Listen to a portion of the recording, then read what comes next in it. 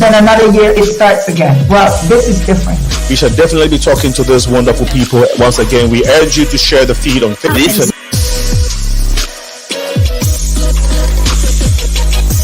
Hi there, I'm Faida, and today we're going to be talking about the African diaspora in Mexico.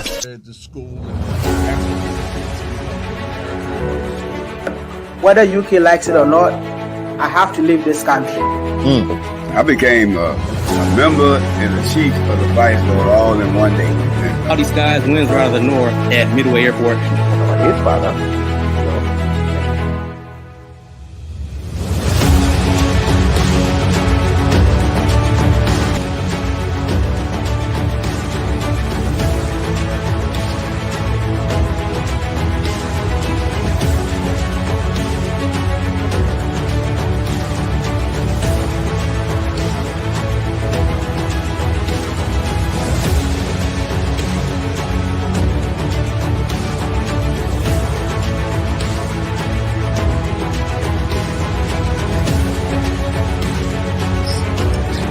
Rice and beans. Okay, kids, we have had to come to an end of this beautiful set. We are tired. It's not about this. This is the inside account of a week that brought the Rainbow Nation to its knees. Right, essentially trying to inculcate into this.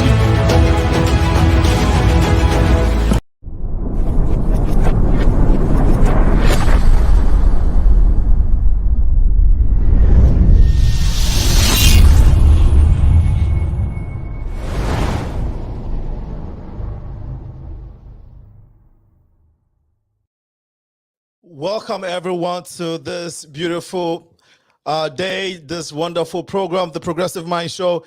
I am very excited for what we are about to learn and listen, and for who we're about to listen to today.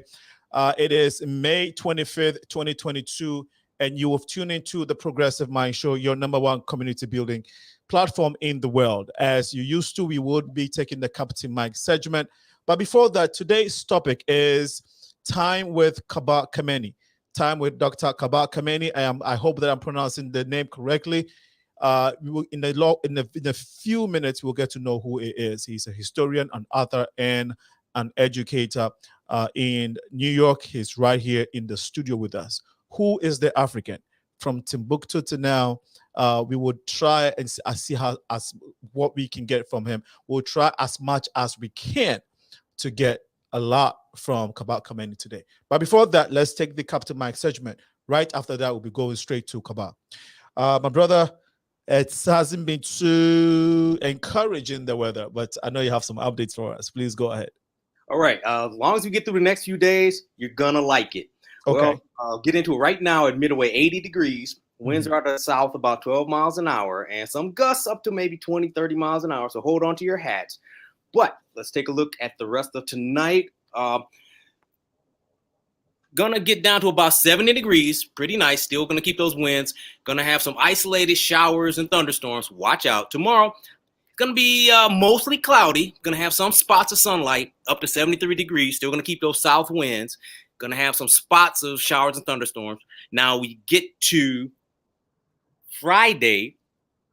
Rain is going to end early, so we're going to have startup rainy days. It's going to be kind of cool, but once we get to Saturday, Sunday, Monday, Tuesday, and Wednesday, it's going to start warming up. Saturday up to 73, low of 53. You're going to like Sunday. Mostly cloudy, but we're looking at it to stay dry.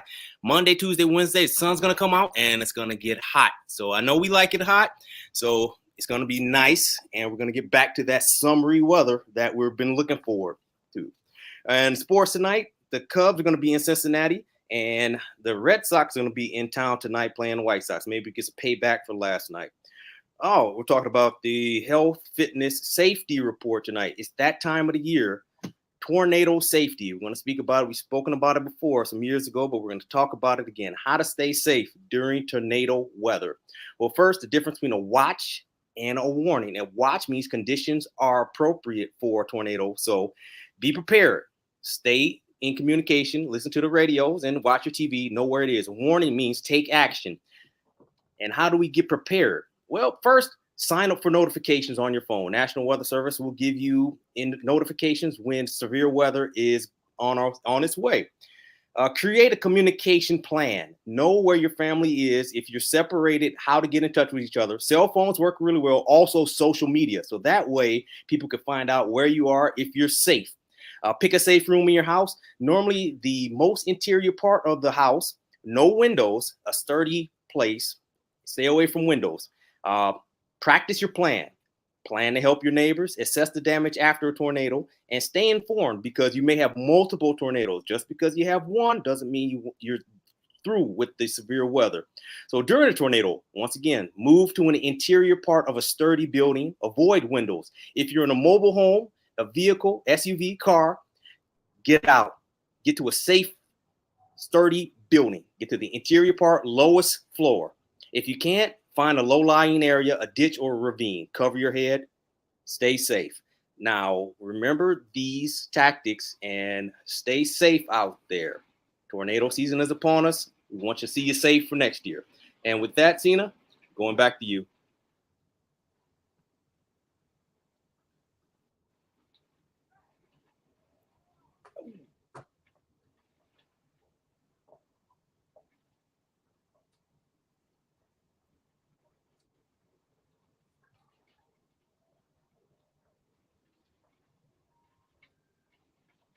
All right. So all that I said, nobody could hear me because I was muted. My bad.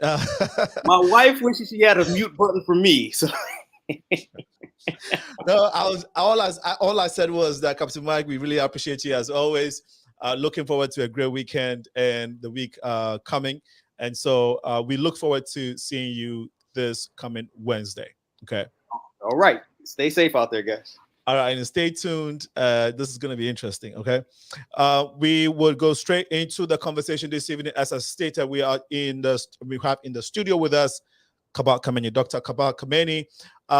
Can you, first of all, you are welcome to the Progressive Man Show. This is the platform that was curated to help foster a harmonious relationship, or at least promote the awareness that the African diaspora coming together is very, very important. Whatever has been the walls between us, there's a need for us to look for a bigger community, a bigger Black community. And so the importance and the emphasis of the African reaching out to its fellow diasporans, African Americans and Caribbeans is super, super important. And we've been doing this work for about 5 years in the city of Chicago. Our message has transported to Africa, South America, based off our diaspora vision. And so we are pleased to have you on this platform and looking forward to learning a lot from you. My brother Hotep, and peace to my family, Jambo in Kiswahili. My brother Alinko, I am particularly attracted to your idea. My teacher, who I consider to be the main teacher in my life, Professor John Henry Clark, used to always say Pan-African or perish. And what he meant by that was no one of us is going to get out of this by ourselves. We have to do this all together. We have to see the ties that bind us as a people. And that each and every one of us has to be very clear about who we are as a people. And I understand the concepts that are coming up now, but I also understand the divide and the conquer. I am an African American. My mother is from Boston, Massachusetts. My father's from Alabama. And so I'm very familiar with African American culture. And prior to my name correction of Kaba Kamene, my name was Booker T. Coleman. I was going to ask you that. Yeah, Booker T. Coleman. I grew up junior. My father was senior, and my father was from Marion, Alabama. And I have family ties to Tuskegee, which is also having a relationship with Booker T. Washington, the famed educator who created Tuskegee Institute. Okay. And so throughout my life, I have been exposed to African American culture. Brilliant. I'm very proud of African culture. And so the concept of being African American, foundational American, is very important to me. But at the same time, not at the expense of all of our brothers and sisters from all around the world. We have to come together on this. Mm. If you are from Ghana, you're my family. If you are from Nigeria, you're my family. Right. Puerto Rico, Jamaica. Mm. If you are an African in Holland, in the Netherlands, you are my family. Yeah. And this is just the way I see the world. Absolutely. Thank you. You mentioned the foundations of Black Americans. Is that the same as the group of African Americans who claim to not belong to the bigger African American group? They call themselves descendants of African American slaves, something like that. Are you part of that group? Is that what you're referring to? I am saying I understand their philosophy and their ideas. Got you. I understand them. Okay. They are my family. Got you. But I cannot not embrace my brothers and sisters from around the world. I understand that. Pan-African or perish. Right. And now, it's my approach towards what we have to do is together we stand, or divided we're going to fall. Absolutely. It's simple. Yes, no, that's true. Dr. Kamene, you are an author, you are a historian and an educator. You've written a couple of books. You are also an educator. What school do you teach at, and what do you teach? Right now, some people call it retire. Okay. I don't call it retire. I believe that after having taught in the New York City Board of Ed in the Bronx for 31 years, 3 months, and 15 days, I graduated. That was my work that I'm doing now. I was born to do what I'm doing now. Sharing this time with you, my brother Alinko and Captain Mike, sharing this time with those who have come on to be part of this program. Everything I've ever done, particularly with our children. I've really was an educator. I've taught every grade. My first license was in early childhood, kindergarten teacher. I've taught every grade. I've taught every subject. I taught college for 14 years. So education has been my lane that I've stayed in all my life. What I do now is I write books and I travel and I do presentations. I'll be, the pandemic sort of kind of put things on hold, but I travel to various communities around the world, spend a great deal of time here in the United States, of course, teaching and developing curriculum. I have a webinar series on my website and on my Instagram page. I have a webinar series that I do 2 webinars a month. I do a webinar every Tuesday. And I teach teaching methodology. There is a Moorish proverb, Moorish being North African. There's a proverb that says, once you've learned what you set out to learn, what you've learned you can put to the side, because it was the method of learning it. It was the process of learning it that was the truest education. And so we have got to be able to separate. The great African scholar, Dr. Wade Nobles from California, he tells us that there is intent and there's content. Content is what you teach. Intent is how you teach it. And what I've learned over the years of educating our children and our community and our parents is that methodology is as important as what you teach. And so what I've developed is a webinar series webinar means quick webinar. Okay. About 30 minutes in length every Tuesday, where I teach methodologies.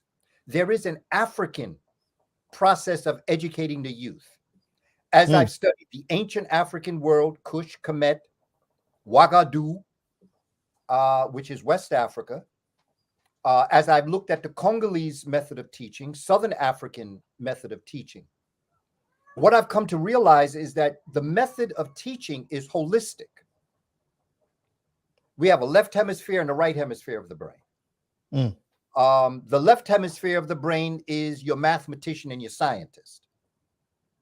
The right side of your brain is your artist and your musician. In other words, the left side of your brain deals with the analytical parts of life, where you analyze and you reason.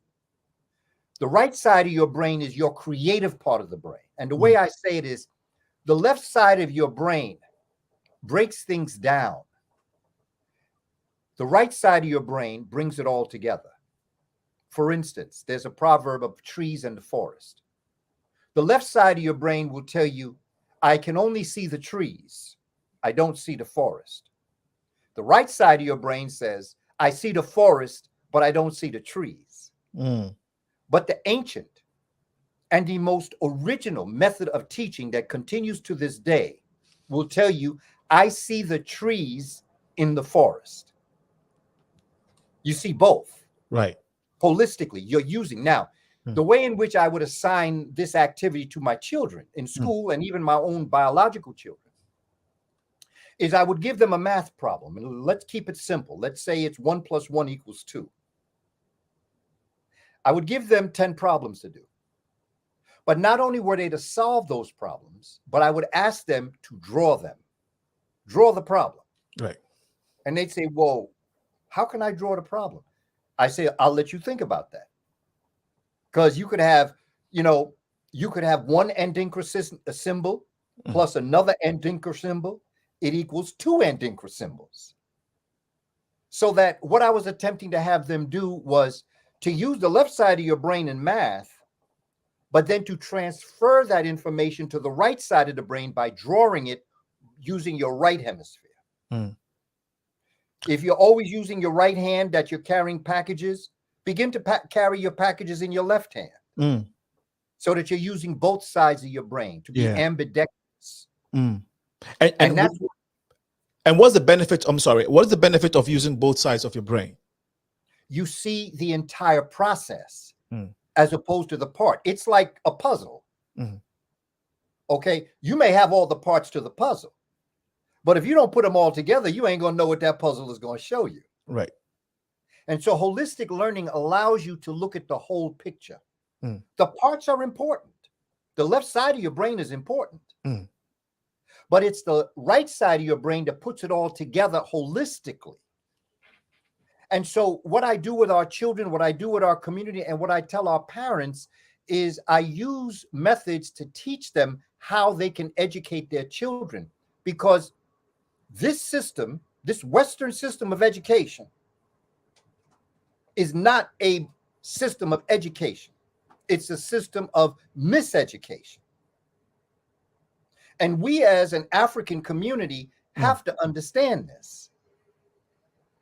Because as we move forward, using the whole part of your brain. Okay, I'll give you another example.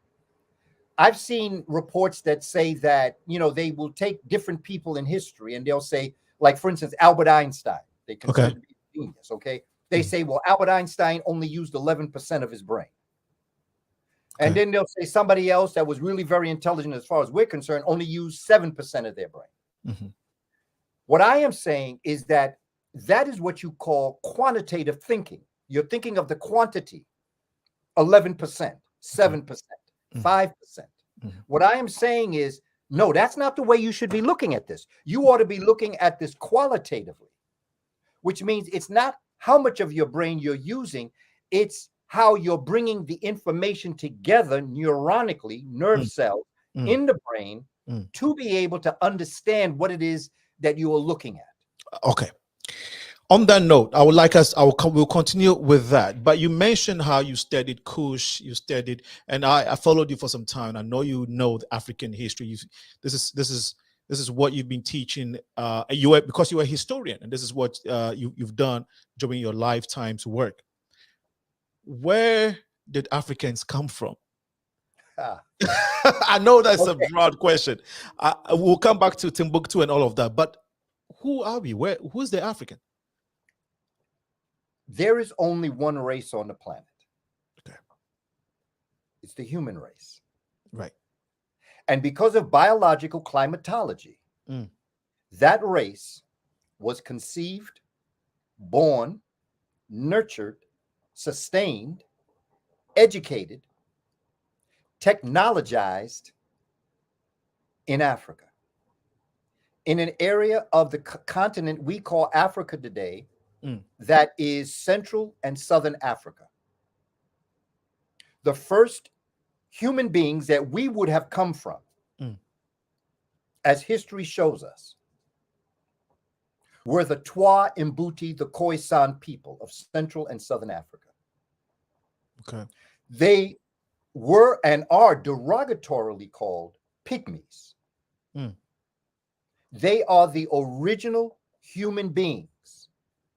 If you are a human being, may not care you Japanese, Chinese, I don't care if you Ukrainian or Russian, Native American, even as it relates to Ghanaian, Southern African, from the eastern part. No matter if you trace your family lineage back, we'll all find ourselves in the area that we today call Congo and Southern Africa. That's the human family. The only humans that exist is African. It makes no difference what you are, no matter what your culture is. It's like, you know, you have a last name, comma, first name, comma, and then you have, let's say, a middle name. The human family's last name that unites the family is African.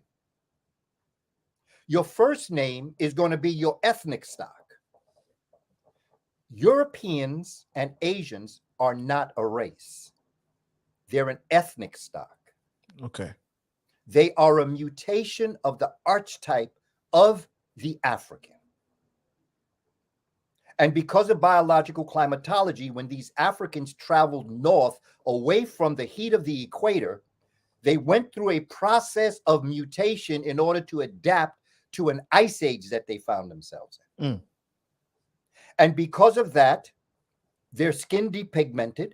They lost the ability to truly process melanin. Everybody got melanin. If you didn't have it in your eyes, you couldn't see. If you didn't have it in your ears, you couldn't hear. If you didn't have it in your circulatory system, your blood would not circulate.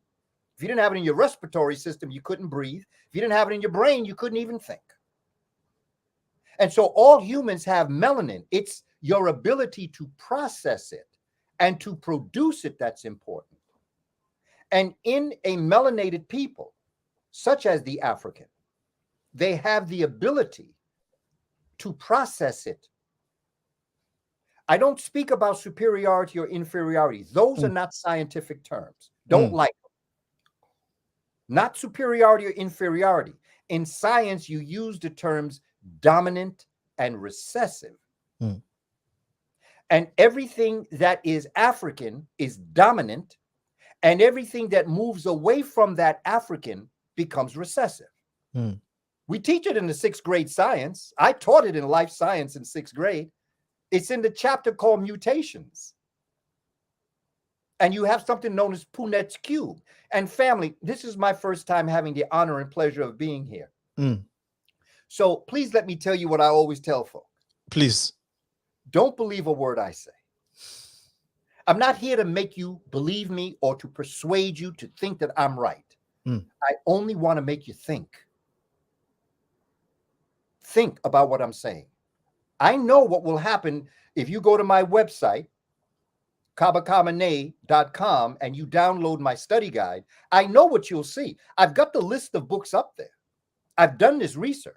But what I'm saying is that for our people, Malcolm X, the great brother that did so much for us in his lifetime. We just celebrated his 97th birthday last Thursday, the 19th of May. When he had a message to young people, he said, think for yourself. Think for yourself. And that's what I tell our people. Think for yourself. When people come before you, listen to them. Take in what they're saying to you. Consider looking at what they're telling you. But think for yourself. Research it. That's why I always give books. I always list books for people because I want you to know where I got the information from. Now, just because I got it from the book don't make the book right, because I see a lot of things in book ain't right. So I'm not saying just because it's in a book it's correct. What I'm saying is this is my point of departure for what I'm saying to you and what I'm teaching in terms of my classroom. In Punet's Cube, P-U-N-E-T-T. Check it out. You can go to Google. You see there's a big B, and there's a little b. And it's in a square that has been divided into 4 quadrants. Okay. Okay. On one side, you got the big B and the little b. And going down the side, you have big B and little b. When you mate a big B with another big B, that is a dominant person. When you mix a big B with a little b, that is a person that is part dominant and part recessive. When you get down to the bottom one, you've got a little b and a big B that is part recessive and part dominant. And then you've got a little b and a little b, and that is a totally recessive person. Okay. Now, thank you for sharing, Kaba. But I wanted to, before we continue, you were born Booker T. Coleman. Yes. When did you become Kaba Kamene, and why? On May 10th, I celebrated my 20th birthday. May 10th, 2002, I corrected my name. When people say I changed my name, I didn't change my name. Okay. I corrected my name. I'm still the same person that I was before. Right.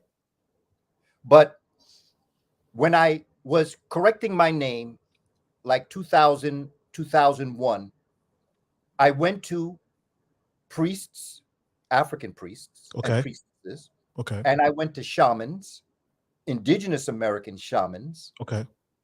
Male and female. And I went to... Who are shamans? Shamans are priests. In America? In a sense, yes. Okay. Shamans is the name given to the priests and the priestesses of indigenous populations.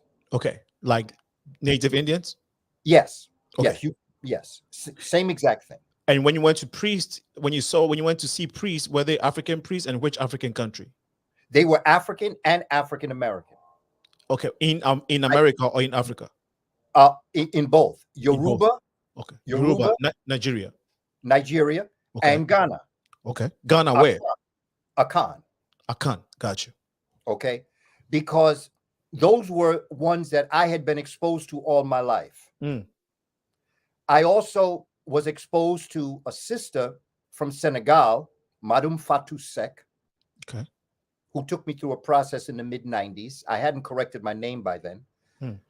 And I came here in America to African-American priests and priestesses because I had to get the whole piece together. Got you. I had to reach out to everybody. Like I say, Pan-African or perish. I had to reach out to everybody at home and abroad. And I would also talk to just people that had corrected their name. And I did it legally.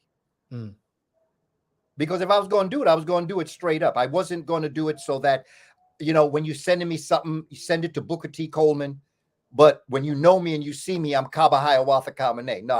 No, I'm Kaba Kamene. Why the need to correct your name? Because, and that was one of the questions on the form that they gave me when I was correcting my name at the courthouse in the Bronx. One of the questions they ask is, why are you, well, they said changing, but why are you doing this? And my simple question was this. I had to return back to the person that I was before I was who you said I was. And in other words, Booker T. Coleman was an enslaver's brand on me. And Brother Alinko, when I used to go and speak years back, I got cognitive dissonance. Because here I'm telling you the horrors that have happened to us in America because of them. And yet I'm telling you my name is what they branded me. I have to cut that loose. Right. My mind. Now, there are many people who have kept their names. Yeah. Okay. And if you do that, that's cool. That's on you. I'm talking about me. Right. I couldn't handle it anymore. And so in 2000, 2001, I began the process of correcting my name. And here's the overall piece that they told me.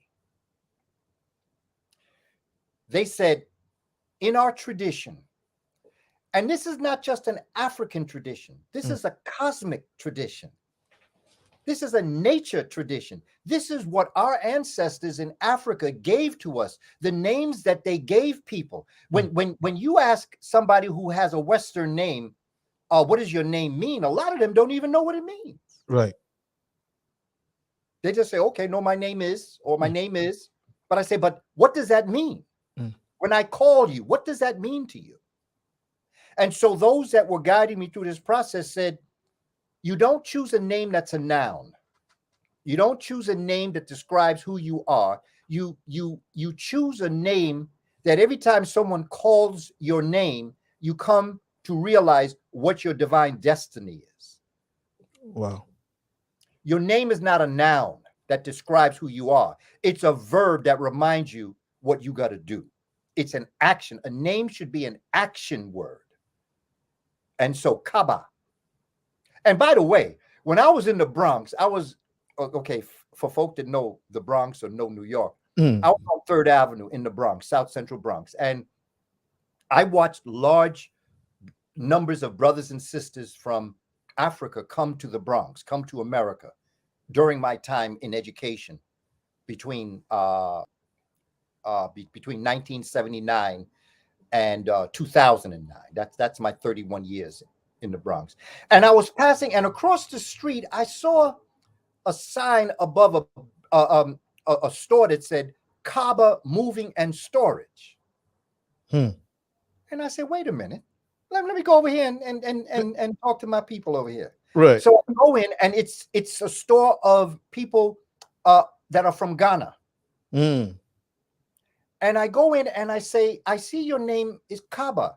What does it mean? They told me that there are large communities with the name Kaba. In Ghana. In Ghana. And then I found out that Kaba is a very popular name throughout Africa. But in Ghana, this particular family was telling me, yeah, and then I had students with the last name Kaba. Okay. I mean, I can remember, if I may call her out, Adioratu Kaba. So I had students with the last name Kaba, but I didn't know that when I chose that name. Right. The Kush Kemet name Ka means spirit, and Ba means soul. So Kaba means the spirit of the soul, or the soul of the spirit. Hiawatha was a Native American who lived 1,000 somewhat years ago. He lived in 1000 AD. He was known as the Dreamer. And there were 5 nations in northern New York, southern Canada, that were doing war with each other constantly. They were fighting each other. And Hiawatha came amongst them and said, you all have to come together now. He said, because I foresee a time that we're going to have to be united against a greater enemy.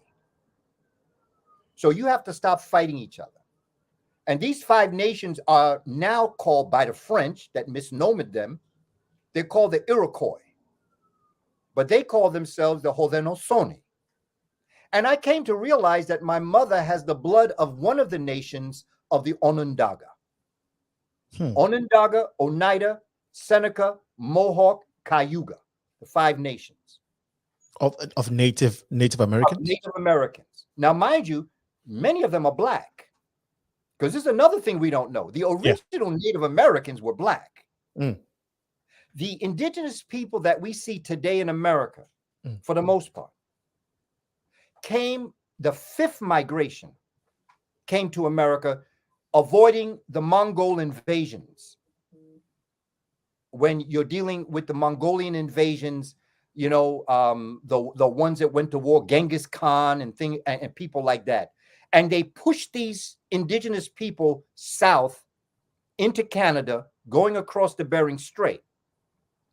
The original humans that came to this part of the world were the Twa Mbuti people, approximately, get this now, 100,000 years ago. Now, I know for some folk that's hard to believe. Yeah. But the original people that came here, and not only that, the original people that came to America, chances are they came via Africa. They did not come from the East. They came from the West. And chances are the first Africans that populated this hemisphere populated South America and particularly Brazil. Now, this is the history that nobody going to teach you in school. That's why we have the same skin color? That is why we have the same skin color. And that is why when Europeans came here, the first thing they called them was red. And the first thing that the indigenous people called the European was pale face. So the fact that they were able to call each other by complexion, that they had such a difference in complexion, they could not look like the Native Americans, many of them that we see today. When the Europeans came here, they came with African people.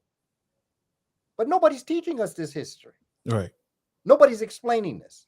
So Hiawatha brings leaders from all the 5 nations onto the Onondaga territory. Okay. And they said, you know, you all got to stop fighting each other.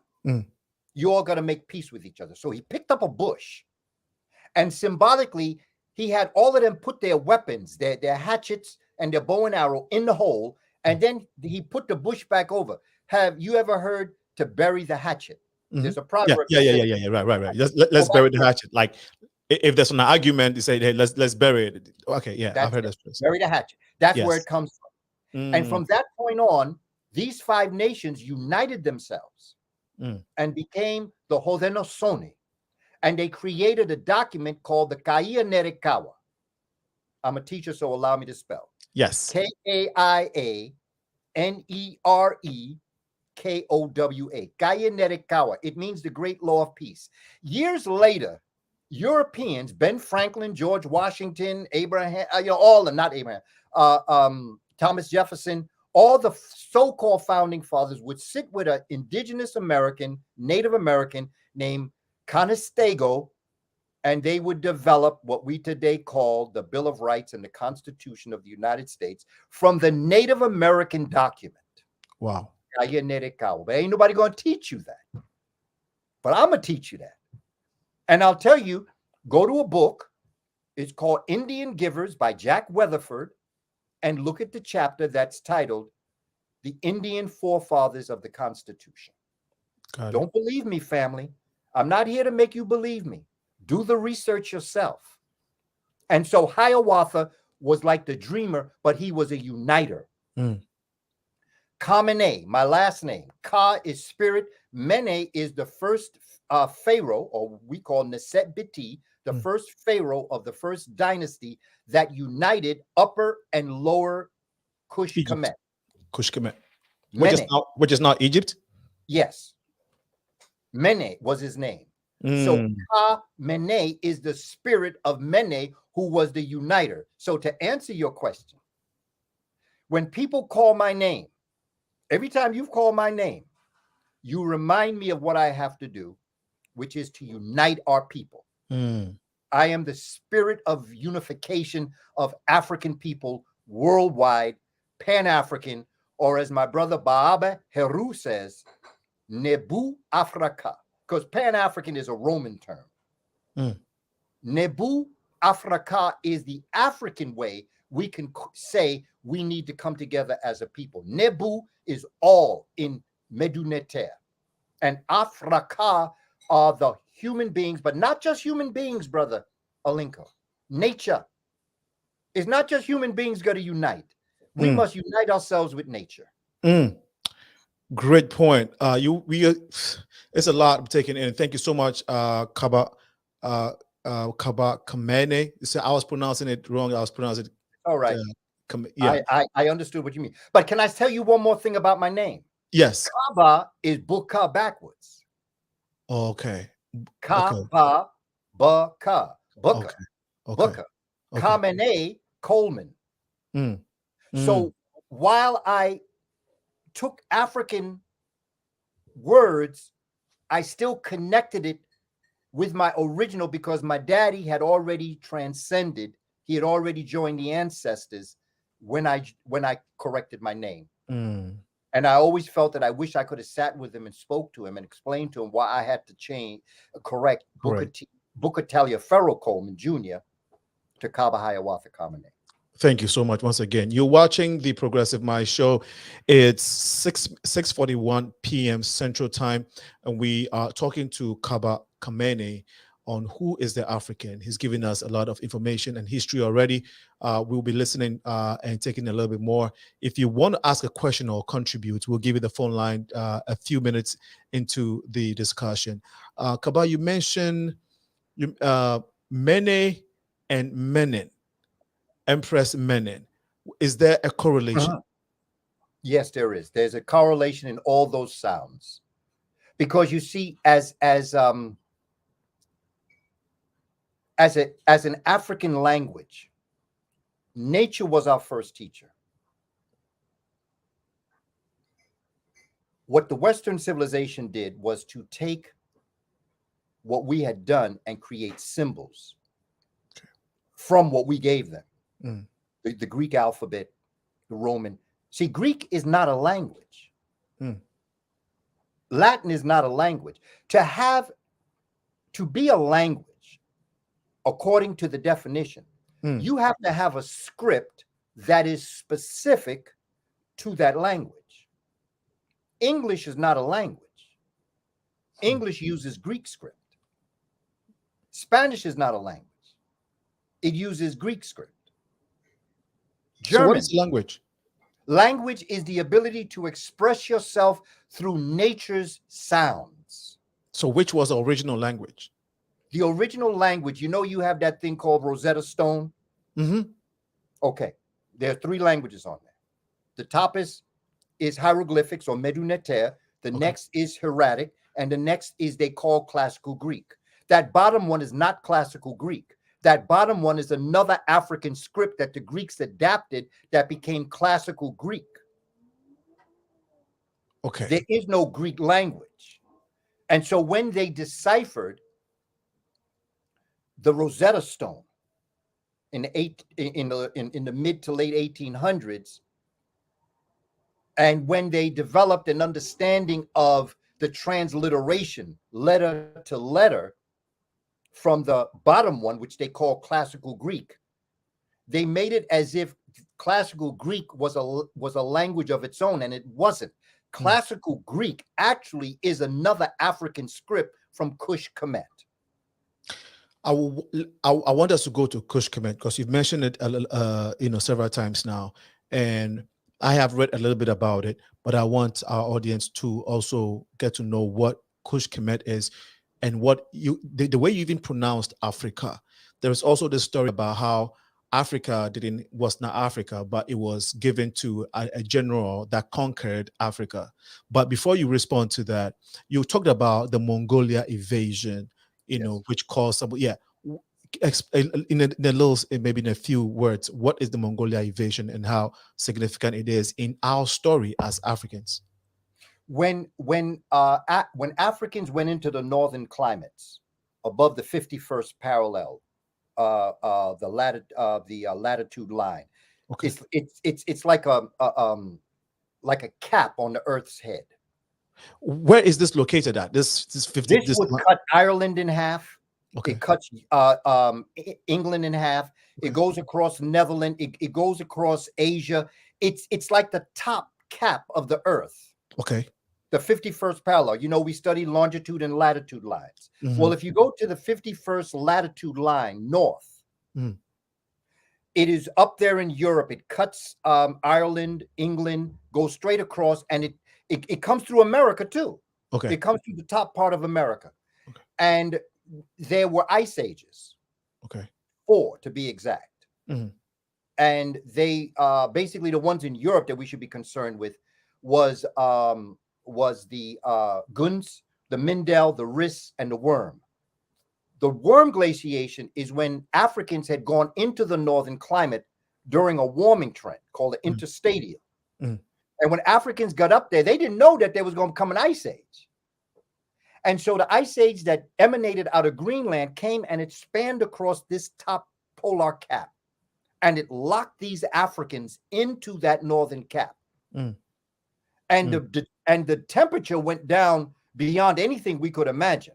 Okay, I know that Captain Mike knows about, and you know also, my brother Alinko, about why they call Chicago the Windy City. You know what it's like to be cold, right? Absolutely, yeah. But we're talking about degrees that go below 100 degrees. Yep. 100 degrees below zero during the Ice Age. So that forced these Africans to do what we do. Migrate. We put on clothes. Okay. And we go indoors. We stay indoors more. Okay. Now, when you get into Monday, Tuesday, Wednesday, when it's 90 degrees, y'all going to be outside and you're not going to have as much on as you had when it was January. Yeah. The light and heat, sound, energy from the sun that comes to the human body. This is why humans were born to be black. When it hits your skin, you have a biochemical known as 7-dehydrocholesterol. See, this is why we got to study our history. We have to study science, family. We have to study. I'm not just saying this emotionally.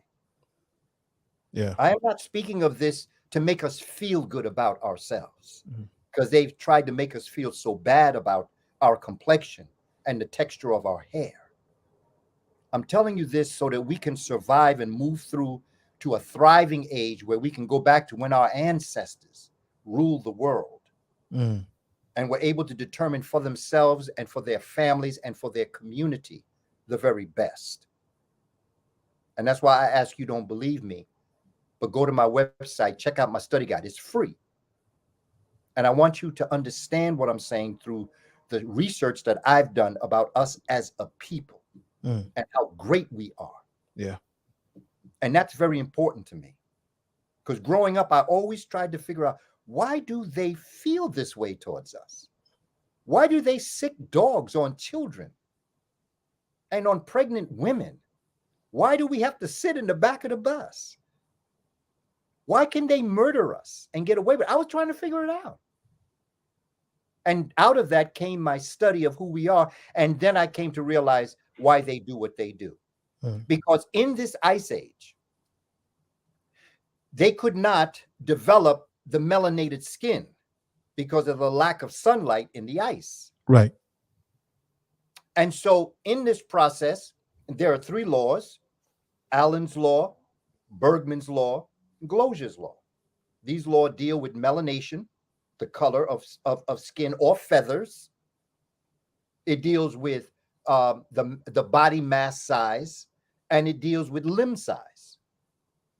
And there is a direct correlation between these 3 laws and why there is such a biological difference between Africans and other ethnic stocks. Not superior, not inferior. I'm not talking about that. I understand. I am saying that Africans have a different limb size. The body mass is different. The amount of hair on the face is different. The texture of the hair is different. There are laws that govern this, and it all relates back to the sun shining on the earth. And so these Africans caught in this ice age had to depigment themselves. There is a oily, waxy substance in the hair follicle that comes out of the sebaceous glands. It's called sebum, S-E-B-U-M. And when sebum is released and travels up the hair follicles, it settles on the skin. And in the heat of the sun, the sebum acts as a protective covering over the head and the body, but on the head. And that relationship in the heat of the sun that protects the scalp creates a kink or an elliptical shape in the hair, which we call kinky or nappy hair.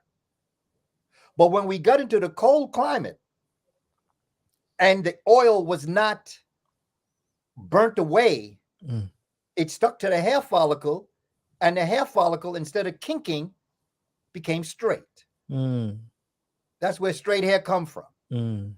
It ain't about good hair and bad hair. Nature. You study nature. Kinky hair is a blessing. Because if African folk didn't have kinky hair in the sun that they were under, they would have gotten skin cancer. Yeah. And so these Africans transformed themselves. into the people we today call the European. Now, and in science, the Grimaldi is the original African, and the Cro-Magnon is the European that we know of. Now, the European and the Grimaldi mated, and that's who created the Asian. And there's no such thing as Asian eyes. Slanted eyes are not Asian eyes. If you look at Nelson Mandela, you'll see that he has eyes. You can go to parts of Ghana. You can go parts of the Sahel, and you'll see people with very slanted eyes. Yeah. Well melanated, very curly hair. Yes. The reason why eyes are slanted is because you evolved in a windy area. And in order to protect your face from the winds blowing in your face, such as the Sahel or in the Sahara, your eyes began to get small to protect you instead of always having to squint. Well, in the ice mountains of Asia, the same thing occurred. And that's why Asians have the folds in their eye that make it slanted. But there's no such thing as Asian eyes. The eyes that are slanted are eyes where you evolved in an area, like when you go into the Kalahari Desert. That is why the Khoisan have such slanted eyes, because they grew up in the Kalahari Desert. During a windy season, their eyes would get small in order to protect them from the winds and the sands blowing in their face. Wow. It's my brother Alinko. Wow. We would take a short break, and then when we come back, we would continue the conversation with Kaba Kamene. It's been an eye-opener so far. You are watching the Progressive Mind show. Right after this short break, we shall be back to this episode. Now, this break, this event, this commercial I'm about to play is regarding the exchange ceremony coming up in June, which has been now rescheduled for July 16th. So please bear with us. We may have to do a little bit more announcement on our social media, but the exchange ceremony is now July 16th. Same venue, nothing has changed. It's just a date. The Rainbow Push Coalition have a big convention coming up June 18th. So there was a need for us to reschedule. We shall be right back after this short break.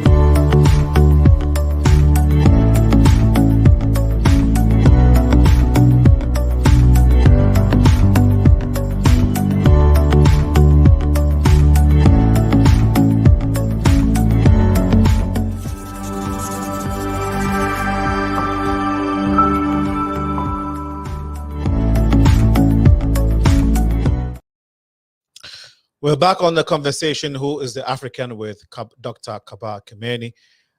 We want to encourage all our viewers now to share the feed if you're on Facebook and on YouTube, also on Twitter. Well, Twitter you can't share, but we're on Twitter. You can watch it live there. But of course, on Facebook and YouTube, please share the feed if you're there. This show is being carried by My Afro Star Radio. It used to be My Star radio station. on the East Coast, but it's now Afro Star. Afro Star radio station is a Pan-African online radio station. We'll go straight to Kaba Kamene, who is helping us understand who the African is and the essence of Pan-Africanism. Now, Kaba, we really appreciate the history you've given us so far. And so this is where the Mongolia War started. I just wanted to get that out there, and then we can go into why the name Africa in the first place. Well, after the ice began to melt, Mhm. those Africans that had depigmented themselves started to return south. And as they returned south, they had a warrior mentality because they were living in the ice all those years. They had a war mentality. They still do, to tell you the truth. All they know is war. And so they came back and they pushed everybody south. And then they invaded the African nations that we today call Mesopotamia. From Iraq, Iran, Afghanistan, India. They were all China. The first 3 dynasties of China were Kush. Japan was formed when Africans, Kushites, brought Koreans onto the islands and met the original African people, the Ainu, who were the Twa and Mbuti.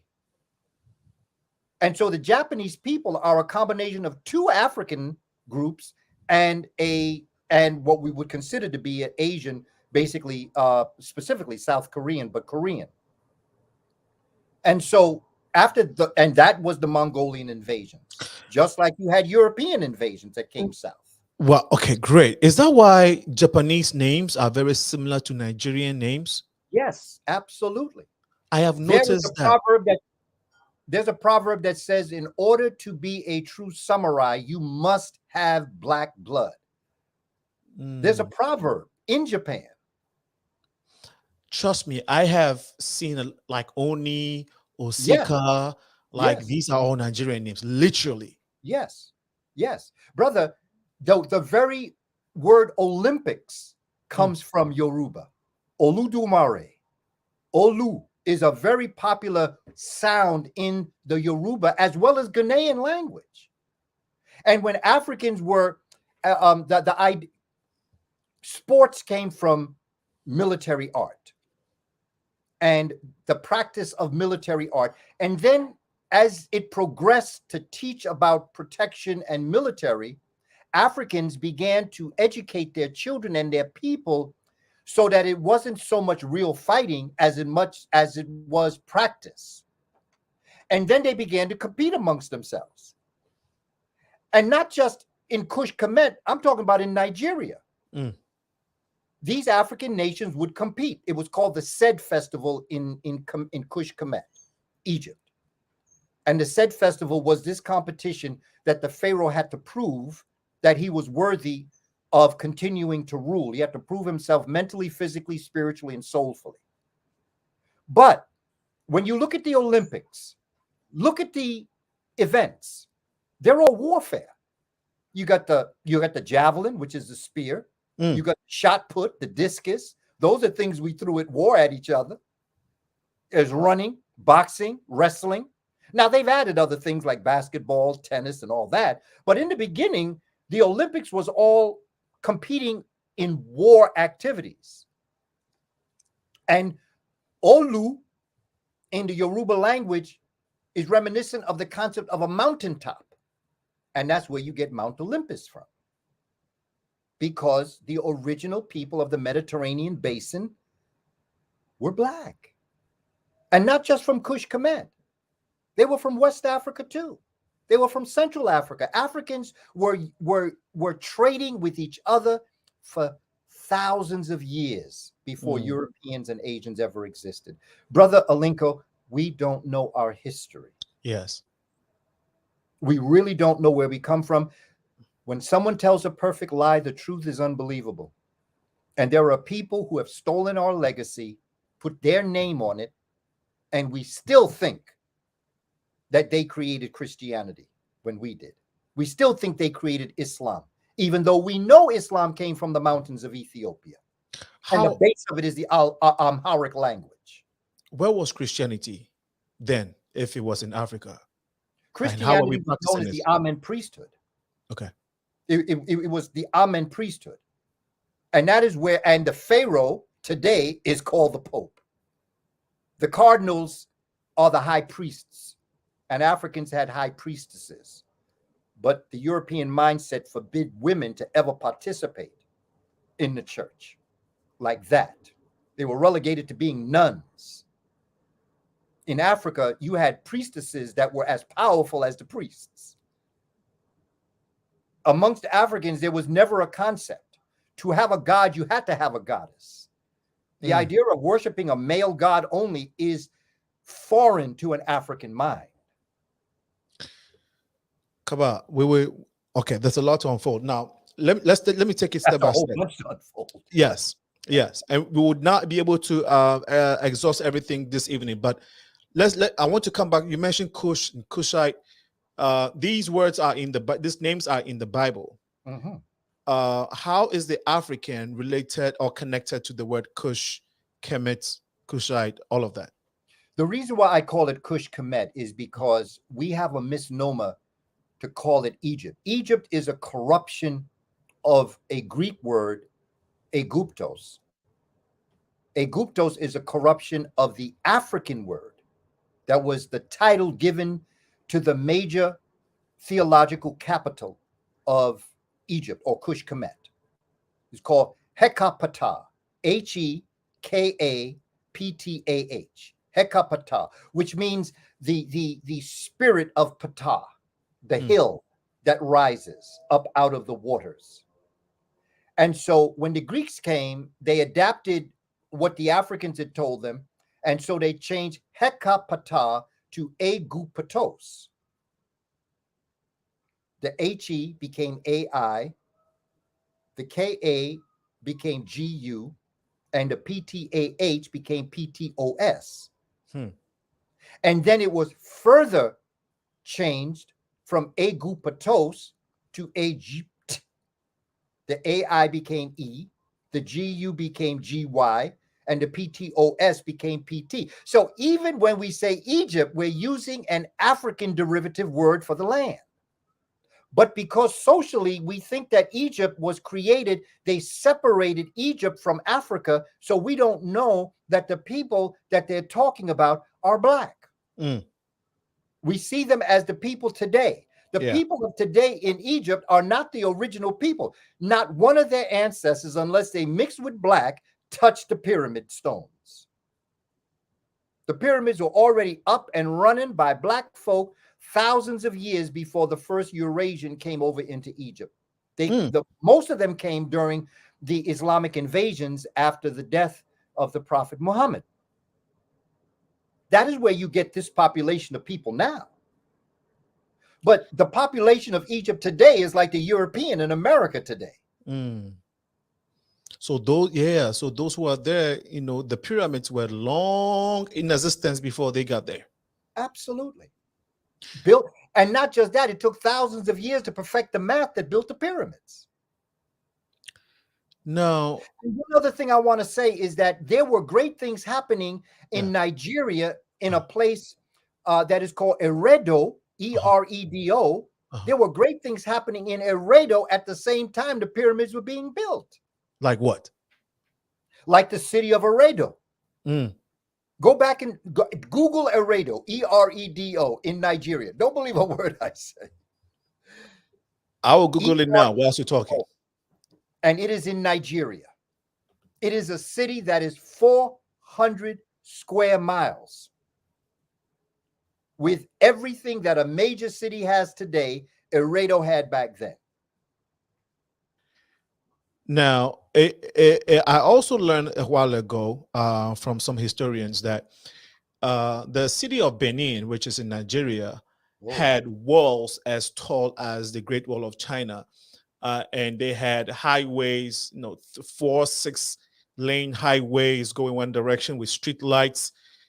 That was the city of Benin back in the day. I mean, can you authenticate these things? Yes, absolutely. In fact, I'll take it one step further and tell you that the Great Wall of China was built by Black people. It was built by The black people that people. are in China today, yes, the same black people that migrated into southern China built the Great Wall. And the technology that built that Great Wall was the same technology that built Benin. We have we have Kobe Boateng, Fatima, Johnny Woods, Meredith Hammer, Muriel Balo, Dr.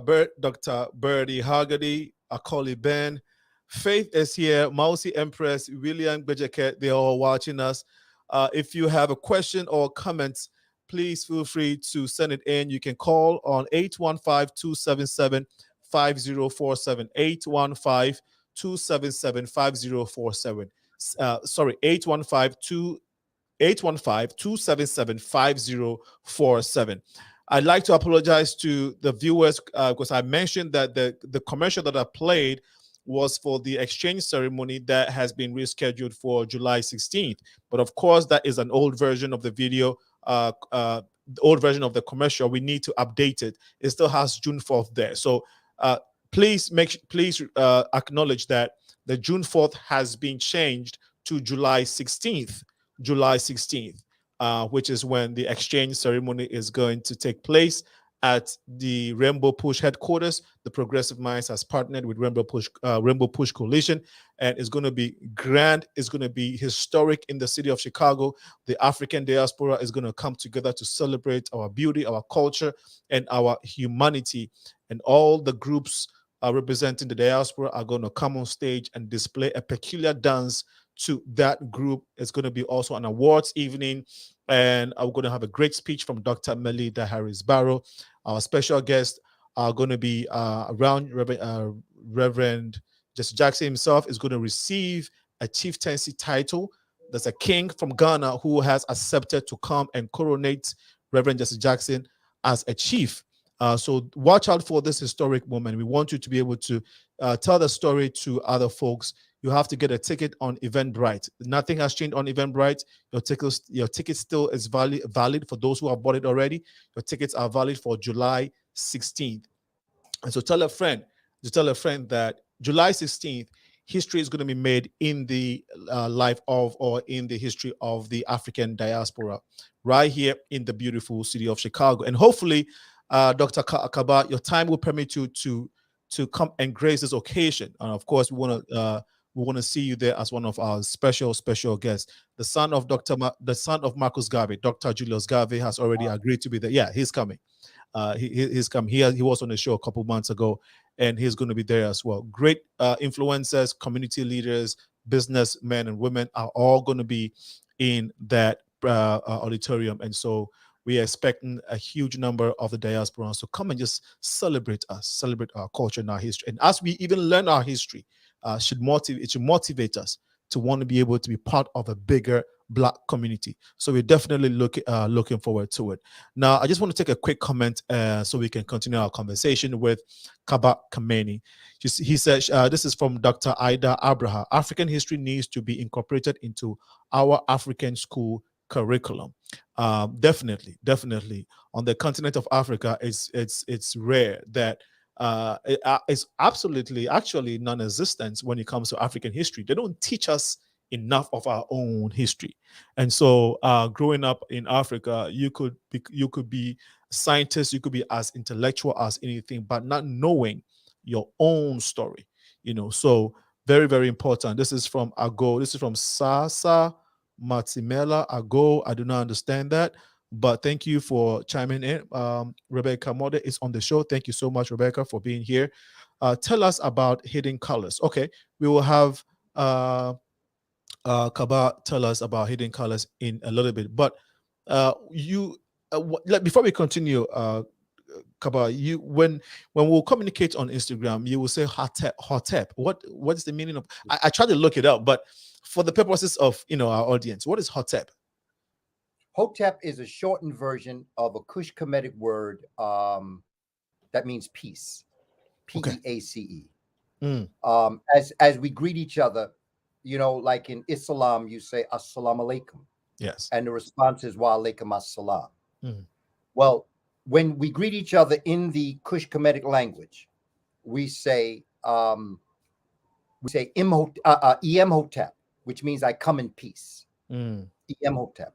And when we leave each other, we say Shememhotep, which means I leave in peace. But the operative word is Hotep. And like the word Jambo in Kiswahili is a shortened version of when we come upon each other, Kiswahili, spoken in Tanzania and Kenya, Congo, Madagascar, we say Hujambo, Hujambo, Hujambo, and the response is Si Jambo. But Jambo means hello. Hotep in the Kush Kemetic language means peace. This is Swahili. Is that it? Kiswahili. No. Hotep, my bad. I brought in two languages. Hotep is Kush Kemet, Egypt. Okay.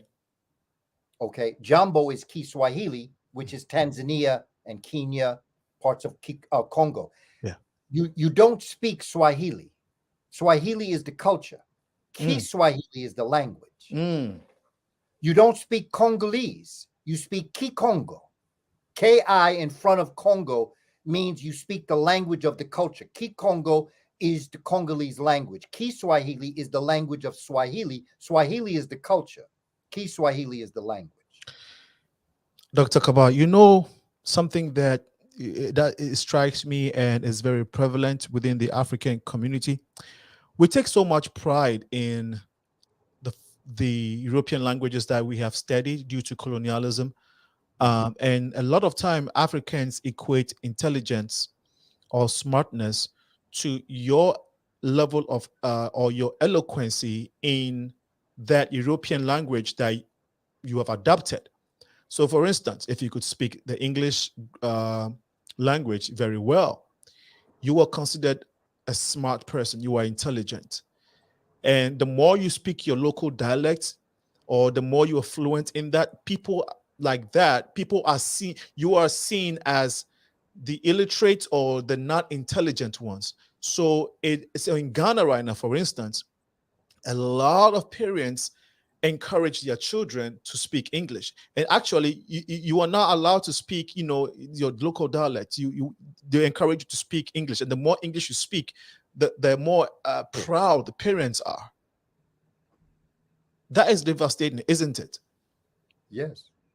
And you can imagine what that does to you. You know, the great Senegalese scholar, Dr. Cheikh Anta Diop, says that when someone wishes to oppress you, there's three things they take from you. They take your history, they take your language, and they take your psychological factor. Dr. Leonard Jeffries says that your psychological factor are your VIPs, your values, your interests, and your principles. When someone takes your history, which is your life story, when they take your language, the way in which you express your life story, and when they take your values, your interests, and your principles from you, which are the very bedrock of the language created that tells your history. And then what they do is they superimpose and force their history, their language, their values, interests, and principles on you. There is no way you will ever come to the proper decision in your life because you're looking at the world through someone else's eyes. Absolutely. And that takes us, there's a question here that I would want to have you respond to.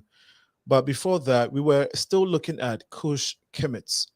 Who are these people and how are they related or connected to Africans? Are they original Africans? What is the story behind the Kush Kemets? The reason why I use Kush Kemet goes back to what we spoke about a little earlier, my brother Alinko, where the Egypt is not a concept. Egypt doesn't exist. That's an illusion created by Western world. When Egypt didn't exist, it was a swamp. When you get up into the Delta, it was a swamp. It was the yearly moving of the rivers, the inundations, the floods that would drive the Hapi, or what we call the Nile River, we call it Hapi, H-A-P-I, would push the waters up, and it would empty out into the Mediterranean Sea, and then it would pull back. But every year that it did that, over thousands of years, it would leave a little bit more dirt, more soil left behind. And then pretty soon, Africans would be traveling from south to north, because the Hapi, see, we here in the northern hemisphere, the river that we experience, like the Mississippi River, it flows from north to south. So we say we're going up north and down south. Right. But the Hapi River originates south of the equator. So the river travels from south to north. So actually, we go down north and up south, because you always speak in reference to your direction to the waters. Right.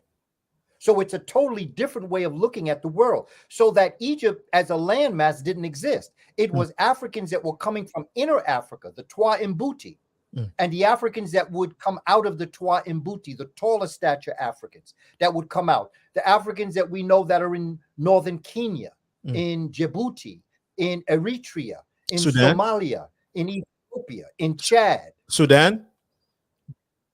And then Sudan.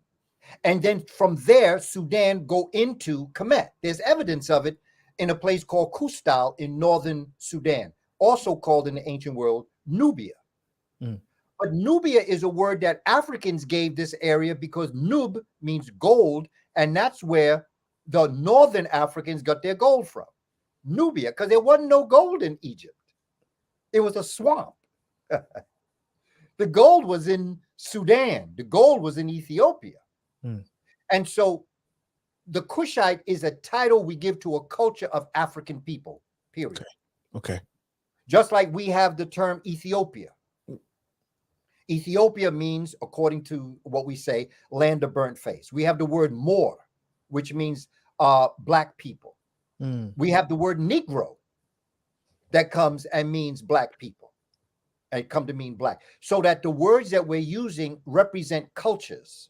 And so Kush, I say Kush Kemet because Kemet was the name given to this land, which means the black land. Kemet, K-M-T, Kimt, means black land. K-M period T in Medunetta means the black land, the black community, because one of the symbols in Medunetta or hieroglyphics is a circle with an X in it, which represents, as a derivative, it represents the concept of a community.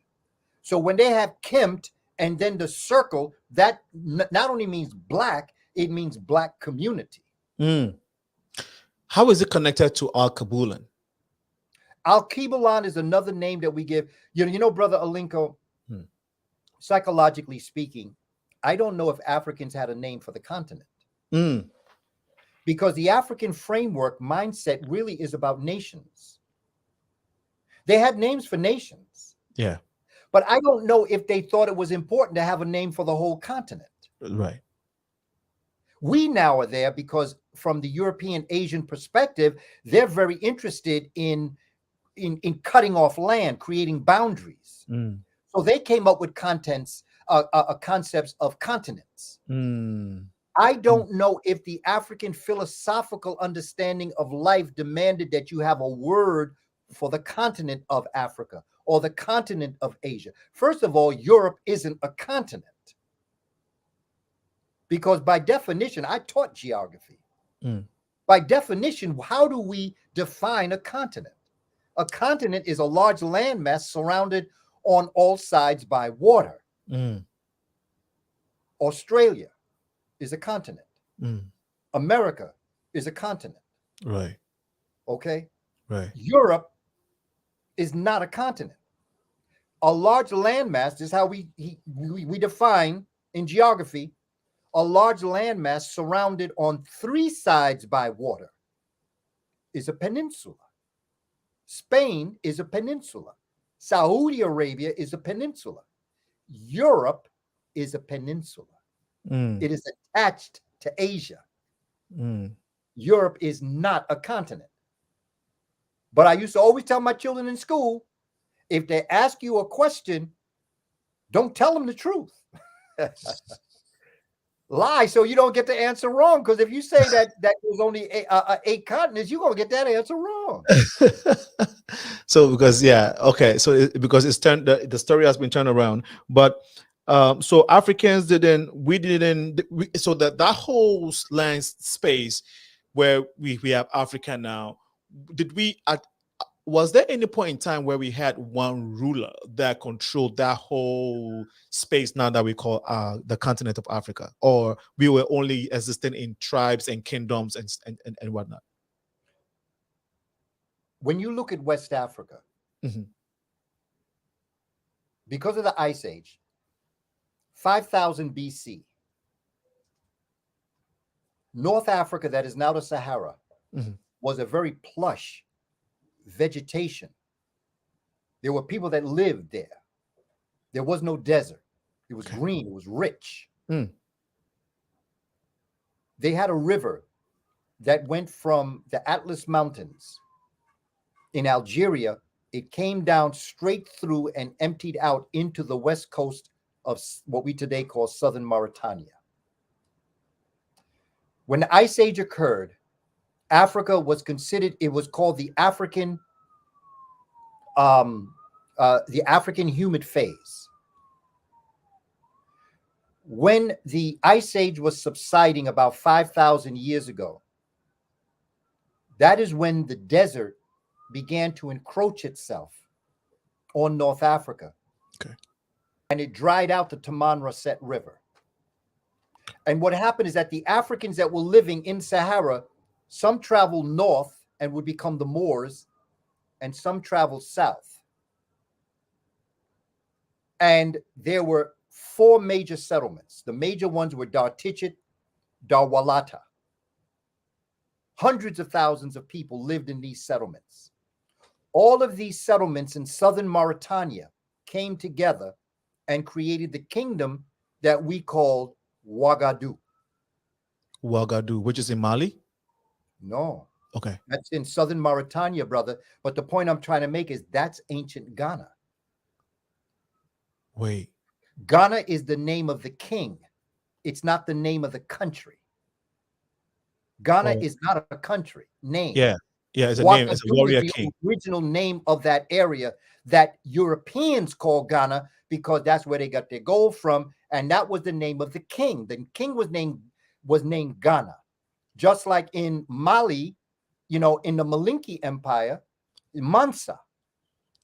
Musa. Okay. And then when you go to Songhai, the name of the king was Askia.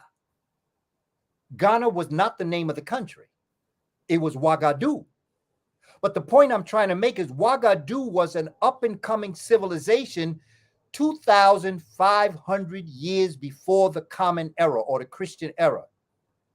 Ghana is an ancient civilization. Wow. That goes back 2,500 BC in southern Mauritania. And then it flowed out west and it traveled south. And that's what created Ghana. Ghana became Mali. Mali became Songhai. This is our history, brother. What? When you say Ouaga, there's a city in, I think, in Burkina Faso or Mali called Ouagadougou. That's it, Ouagadougou. That's exactly what it is. And nobody know how to pronounce it because it's spelled O-U-G-A instead of W-A. The sound is hua, hua, and that comes from Meduneta with the sound of hu, which is like it's like a chick, a bird, and the sound is hua, hua, hua, and it represents concepts of O and U, the sound. Wow, thank you so much, Kaba, for sharing this. Did Europeans give us the name Africa? I don't know. Okay. I don't know. That's something that, that we just don't know. It's come to us. It has been said. It has been constant. That's where we get it from. But Afrika, Af in Meduneta means AF, the sound. It means flesh, the flesh of life. Ra means the light and heat energy of the sun. And Ka means the spirit. Remember Kaba, spirit. So Africa is, when you look at the word Africa, it is the spirit of the light and energy of the sun that comes together in the body, that creates all the material things in the world and in the cosmos. Wow. Africa. Now, whether or not that became a derivative of what we call Africa, brother, we have more research. That's what I challenge our young people. Take what I'm saying and take it to the next level. You're supposed to be better than me, not like me, better than me. My job is to make the younger people better than me. I tell my children that all the time. My job as your father is to make you better than me, not like me, better than me. It is our job. When I study African culture and civilizations, my brother, Alinko, everywhere that I study the culture in the community itself, it dedicated itself to do the best it could in its time to give it to the children to make it better. Everything was linked towards the children. The children were the future. Our children are our future. Yeah. And so if we are going to do anything against our children, we are destroying our future. Yeah. And that is why it's important that the children know who we are and who their ancestors were and where they're coming from. Yes. Yes. You know, my brother, I received a message from a student that I had years ago when I taught her in kindergarten, and I taught her again in the 2nd grade. And she and her family were newly arrived from Guinea-Bissau.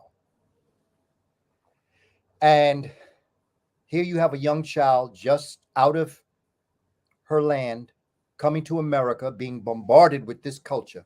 And she had me as her kindergarten teacher. And I used to teach them Kiswahili. I used to teach them about Africa.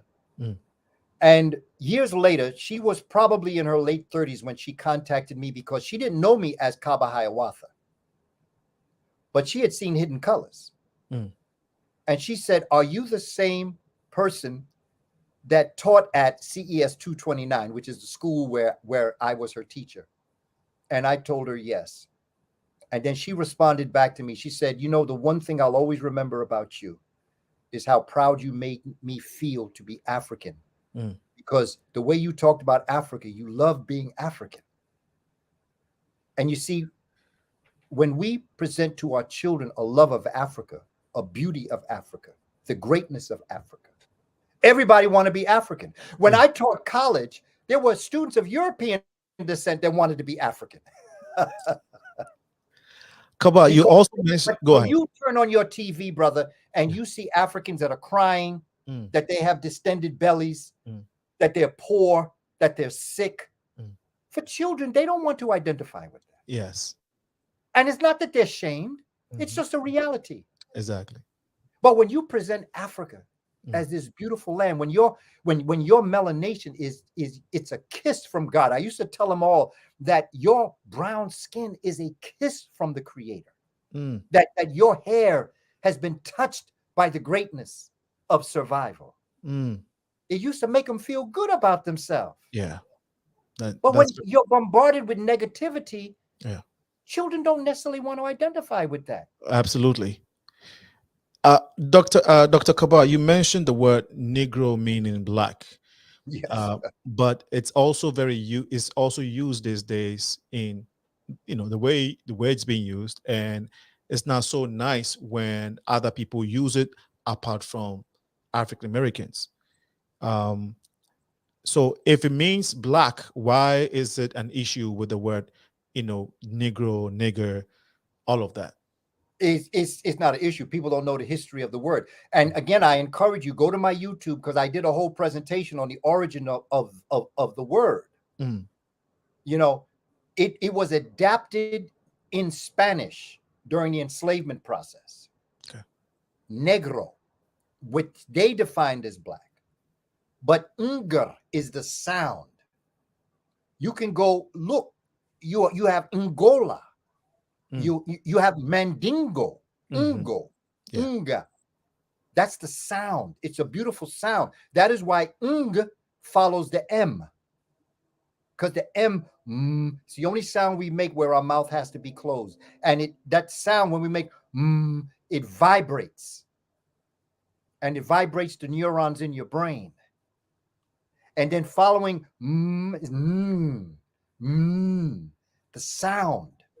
This is why when you hear the languages of Africa, you can hear the melodies and sounds. And what's interesting is that it is at the basis of rap music. Yeah. It's called the beats. Yet we don't even see. I'm doing work now on the relationship between the beats in rap music and the click language of Southern Africa. When you listen to the clicks in Southern Africa, and by the way, the click language was the first language of the human family, spoken by the Twa and Mbuti, the Khoisan. The click language.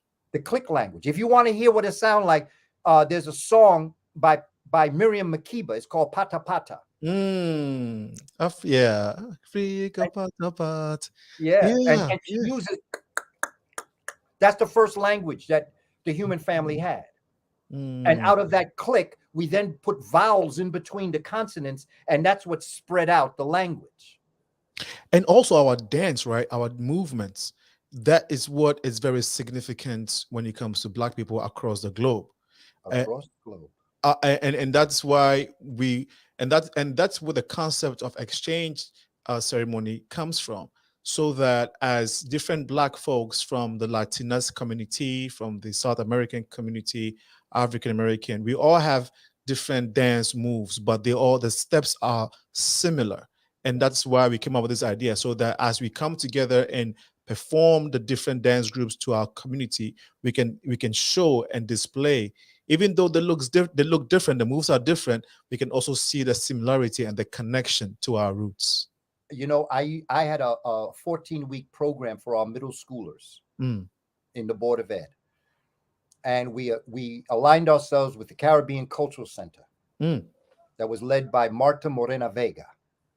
And we would have a group come in, like we had a group called Acedife from República Dominicana, the Dominican Republic. We had Bomba y Plena from Puerto Rico. We had a sister named Cheryl Burrows that came from Trinidad. We had all the different groups that would come. We had the Forces of Nature that came from Ghana. And the purpose of it was to demonstrate to the children the connection between Haiti and the Dominican Republic and Jamaica in the music, in the dance, in the foods. Okay. Now let's look at the religion. Yeah. Because one of the major religions that came to this part of the world was Yoruba with the Orishas.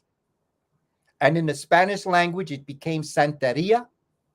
In the French language, it became Voodoo. In Brazil, it became Candomblé. And in America, it's the Black Baptist Church. Wait, okay.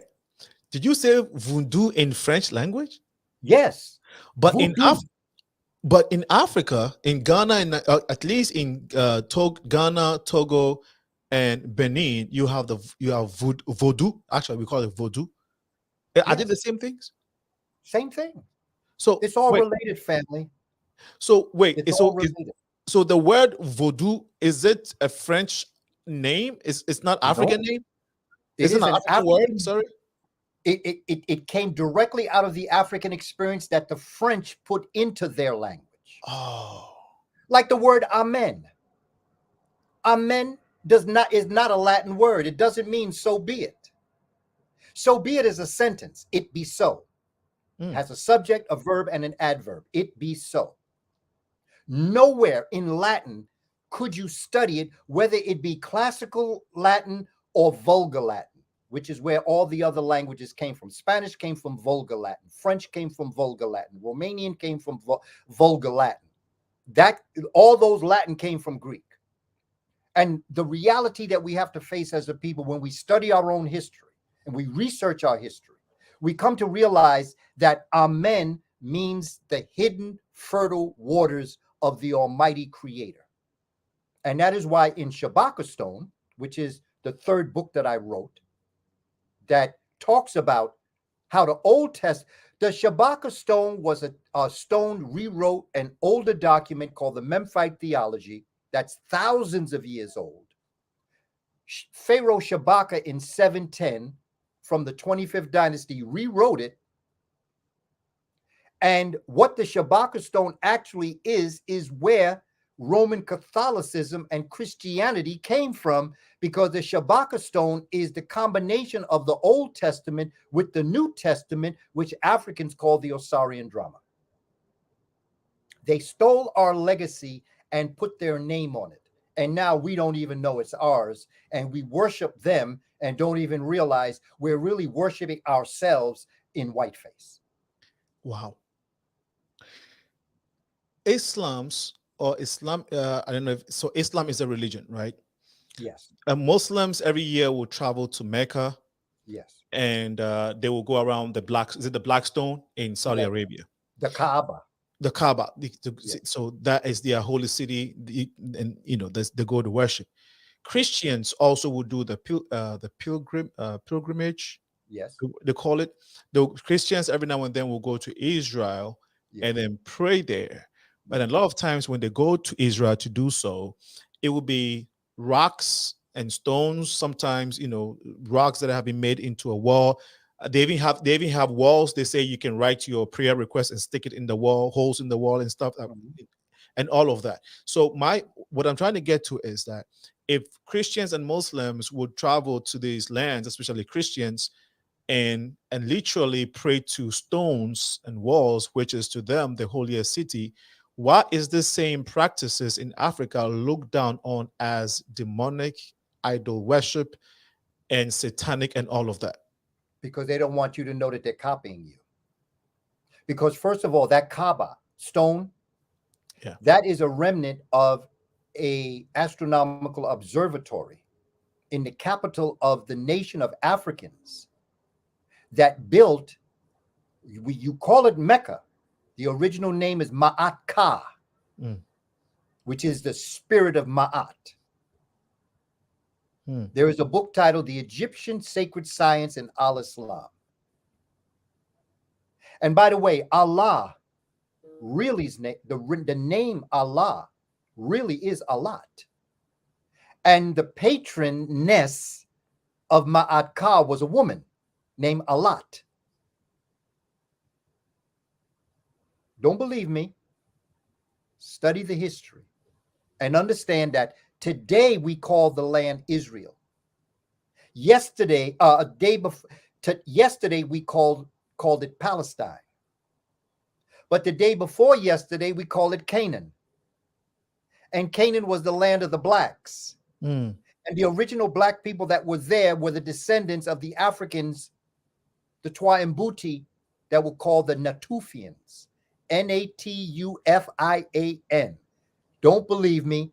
Do the research. The Natufians are the original people that lived in this area that built. See, you're not worshiping the rocks. You're worshiping what the rocks were meant to be. And those were temples built by Africans that the present day people broke them down, including the Palestinians, broke them down. And those same areas were the sacred lands of black folk that had populated the planet. So that whether you're talking about Israel or Palestine, remember, before it was called that, it was called Canaan, which is Ka-nun, which means the spirit of the Nun, which is the origin of life. Kanun. And then you have Mecca, which is Ma'at Ka, M-A'-A-T-K-A. Ma'at Ka became Mecca. The Bible describes Canaan as a land flowing with milk and honey. Absolutely. That's just, yeah. Well, that's another name. Ta-neter, Ta-nehisi is all the concepts of the land of the gods, because even the Greeks said that when they went to Ethiopia, they visited the land of the gods. Kaba, you have taught us a lot this evening. We really appreciate it. It's 7:40 p.m. Central Time, and you are watching the Progressive Mind Show, the #1 community building platform in the world. We are going to be wrapping up soon. Time with Kaba Kamene, who is the African, is this episode. We encourage all of you who are watching us on Facebook to share the feed and on YouTube as well.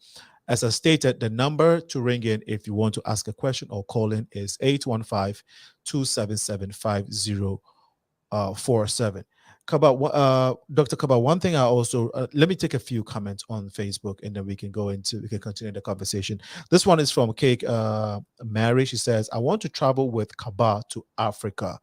Are you organizing any trips soon, or? I am in the process of working on a tour of Kush Kemet in 2024 with a brother named Omega Axal. Okay. There's a couple of things I have to do between now and 2023. But I do plan to do a tour of Kush Kemet in 2024, probably in the springtime, maybe March or April. All right. And so people can follow your Instagram page, your website, and all of that. Kaba Kamene. And please, my family, please go to my website, www.kabakamene.com. KABAKAMENE.com. And you'll get my free e-course and study guide. And also you'll be introduced to a lot of the materials that I have. I have 3 books on Amazon, but you can also go to the link in my bio and purchase my books, Spirituality Before Religions and Shabaka Stone. If you are not in the United States, I recommend, because postage in UK and Canada is crazy. But in the United States, it's it's all right. You can go to the link in my bio in my Instagram page, or you can get it on my website. Shabaka Stone, Spirituality Before Religions. I'm sorry, I was going to say, don't you have an electronic version of your books? Well, Kindle, I have the Kindle is on Amazon for Spirituality Before Religions. Okay. But I don't have the Kindle on my first book, William Leo Hansberry, who, by the way, was known as the father of African students. He was a professor at Howard University.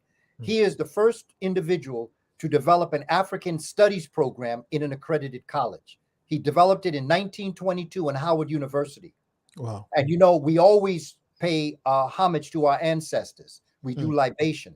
And before I started on my book writing career, I paid homage in an intellectual libation to Professor William Leo Hansberry. Anybody who is into African studies needs to know who William Leo Hansberry was. Okay. Thank you so much for sharing that.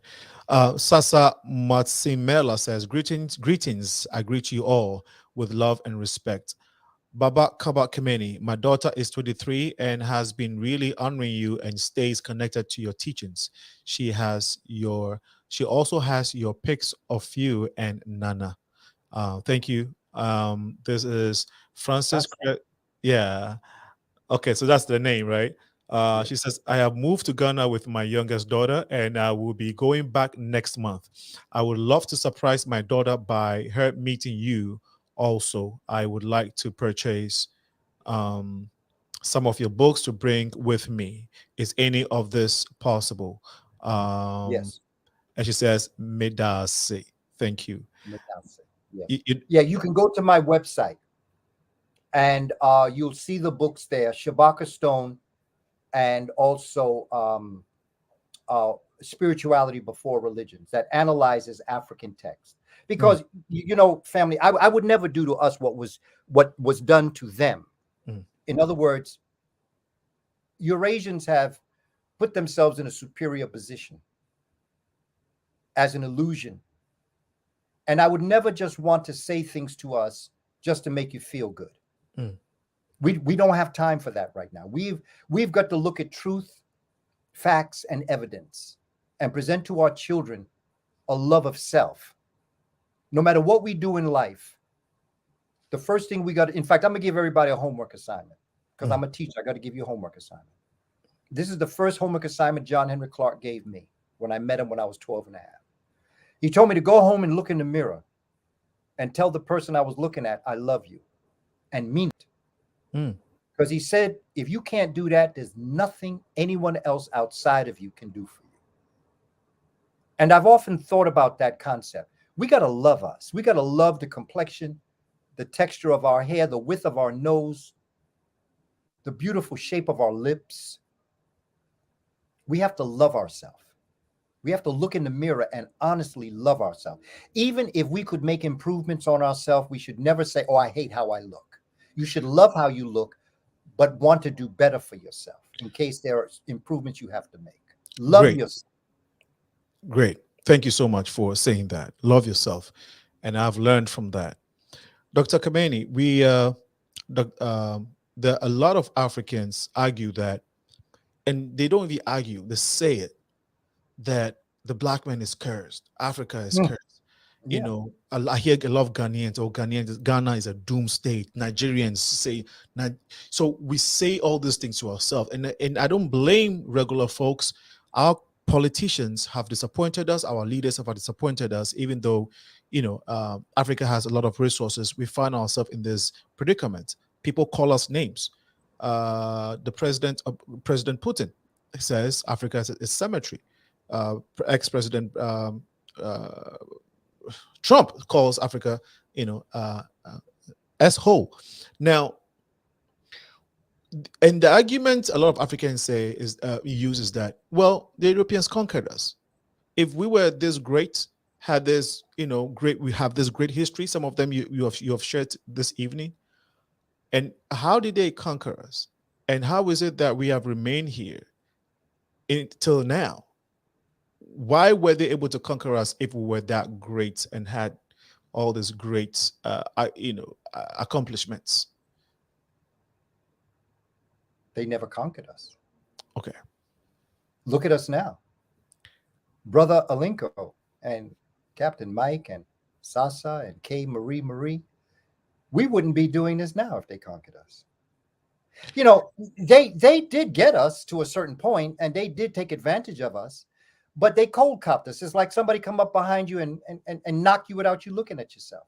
It's somebody that waits for you and lays for you in a cut. And then when you get there, they ambush you. Bob Marley has a song, Ambush in the Night. Well, that's what they did to us.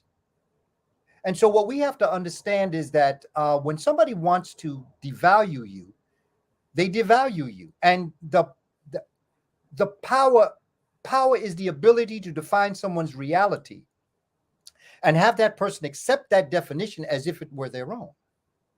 Just like what Africans say to me, well, you know, look at Africa. Look at Africa. Africa's a cemetery.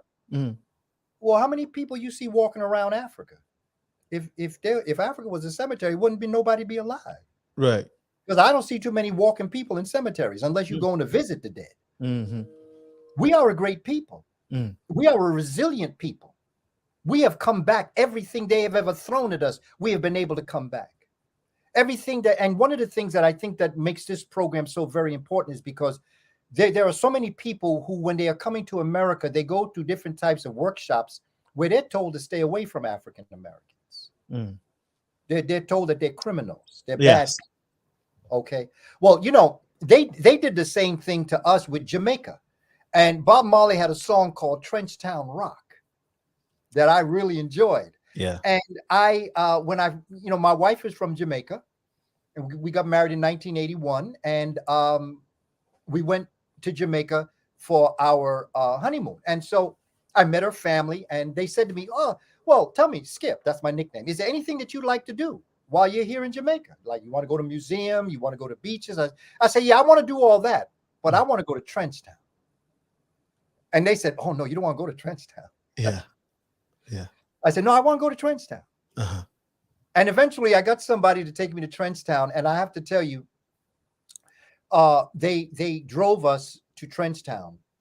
And well, let me tell the story like this. The person that was taking me was a servant, a maid. They called a helper. And she said, "Wait a minute." You know, we stopped the car. She said, "Wait a minute, I'll be right back." And so, okay, I'm waiting. And I'm saying, wow, she's taking a long time. And they say, "Yeah, she just had to change her clothes to come back." I said, "But you told me she lived in Trenchtown." And they said, "This is Trenchtown." And family, the only difference between Trenchtown and the project in New York that I grew up in is that the project that I grew up in had concrete. And in Trenchtown, it was a dirt road. Right. They had a 3-story building. I lived in a 6-story building.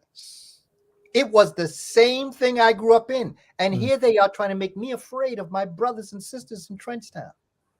And that's what they try to do to people from Ghana and Nigeria, to make you afraid to go to Harlem, make you afraid to associate with African Americans. To go to south side of Chicago. The south side of Chicago, Los Angeles. Okay. They make you afraid because if ever we got together, we'd see the ties that bind us. And when that happens, ain't no stopping. Let me tell you something.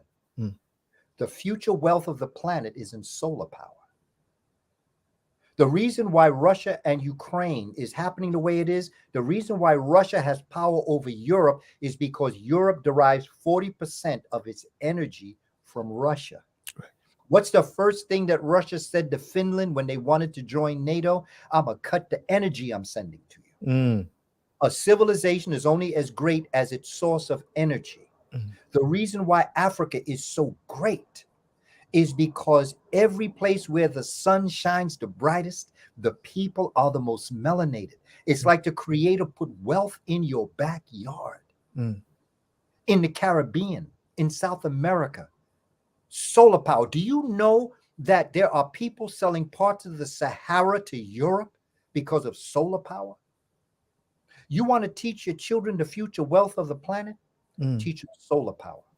Teach them renewable energy. Because we're going to have to get up off this earth. These fossil fuels ain't going to work too much longer. We're going to have to get up off the earth.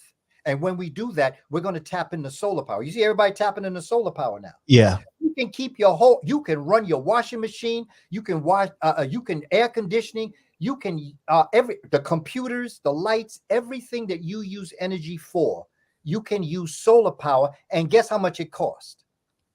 Zero. Because the sun is plentiful. Plenty. And that is one thing Africa is now taking advantage of. We will go into that later, Kaba. This is a question from Pierre Altido. Thank you for this beautiful presentation. Can Professor Kaba talk about blood type? Why? Only one blood type. Okay. Why there are different? Oh, original. Because of people moving away from the original bloods. So there's only one blood type. A, B plus, B minus, all that sort of stuff. Haplogroups. Okay. Now, a good brother that you could bring on to talk to you about this, brother named Dr. Clyde Winters. Okay. In fact, Dr. Clyde Winters is in Chicago. Great. Now, okay, we'll make that.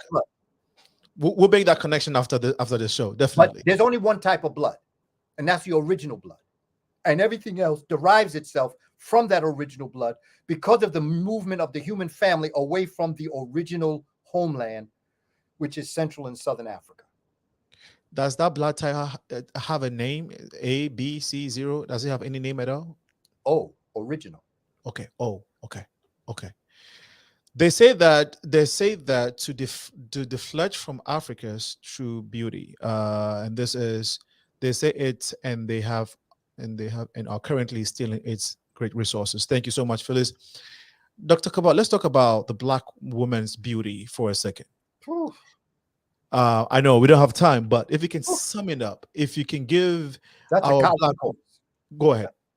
No, I was going to say that's a college course. The Black woman, the African woman, and by the way, the last chapter of my book is talking about the new age that we're moving into. Some people call it the age of Aquarius. We as Africans call it the age of Hapi, H-A-P-I. This is the age of the feminine principle. We are moving out of the age of Pisces into the age of Aquarius, where the world is going through a change. This is going to be the age of the woman, specifically the age of the Black woman. Look at what's happening all around the world with Black women.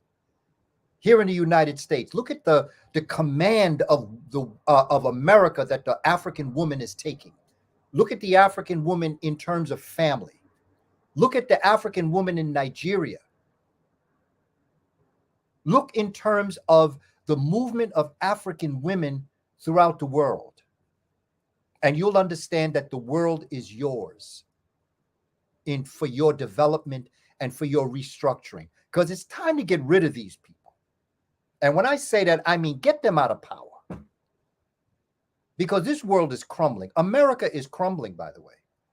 Russia, Europe is crumbling. That's why they're uniting like that, because they know this is their last time. Their time is up. They had 500. Do you know that the Eurasian has never had a civilization that lasts more than 500 years? Okay. You go back to Cambyses and the Persians, they invaded Kush Kemet 525. By 332, the Greeks were in there. A little over 181 years was the Persians or the Iranians. And then the Greeks came in 332 BC, and by 30 BC, the Romans had conquered them, a little over 300 years.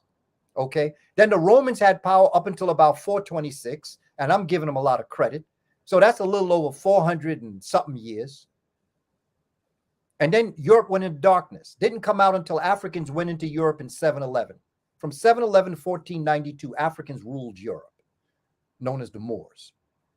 And then then Europeans came 1492, and that's what we're dealing with now. And this is crumbling in front of us right now. They've already gone through a number of world wars. They're in one right now. This is World War III that they're going through right now, but everybody's afraid to say it.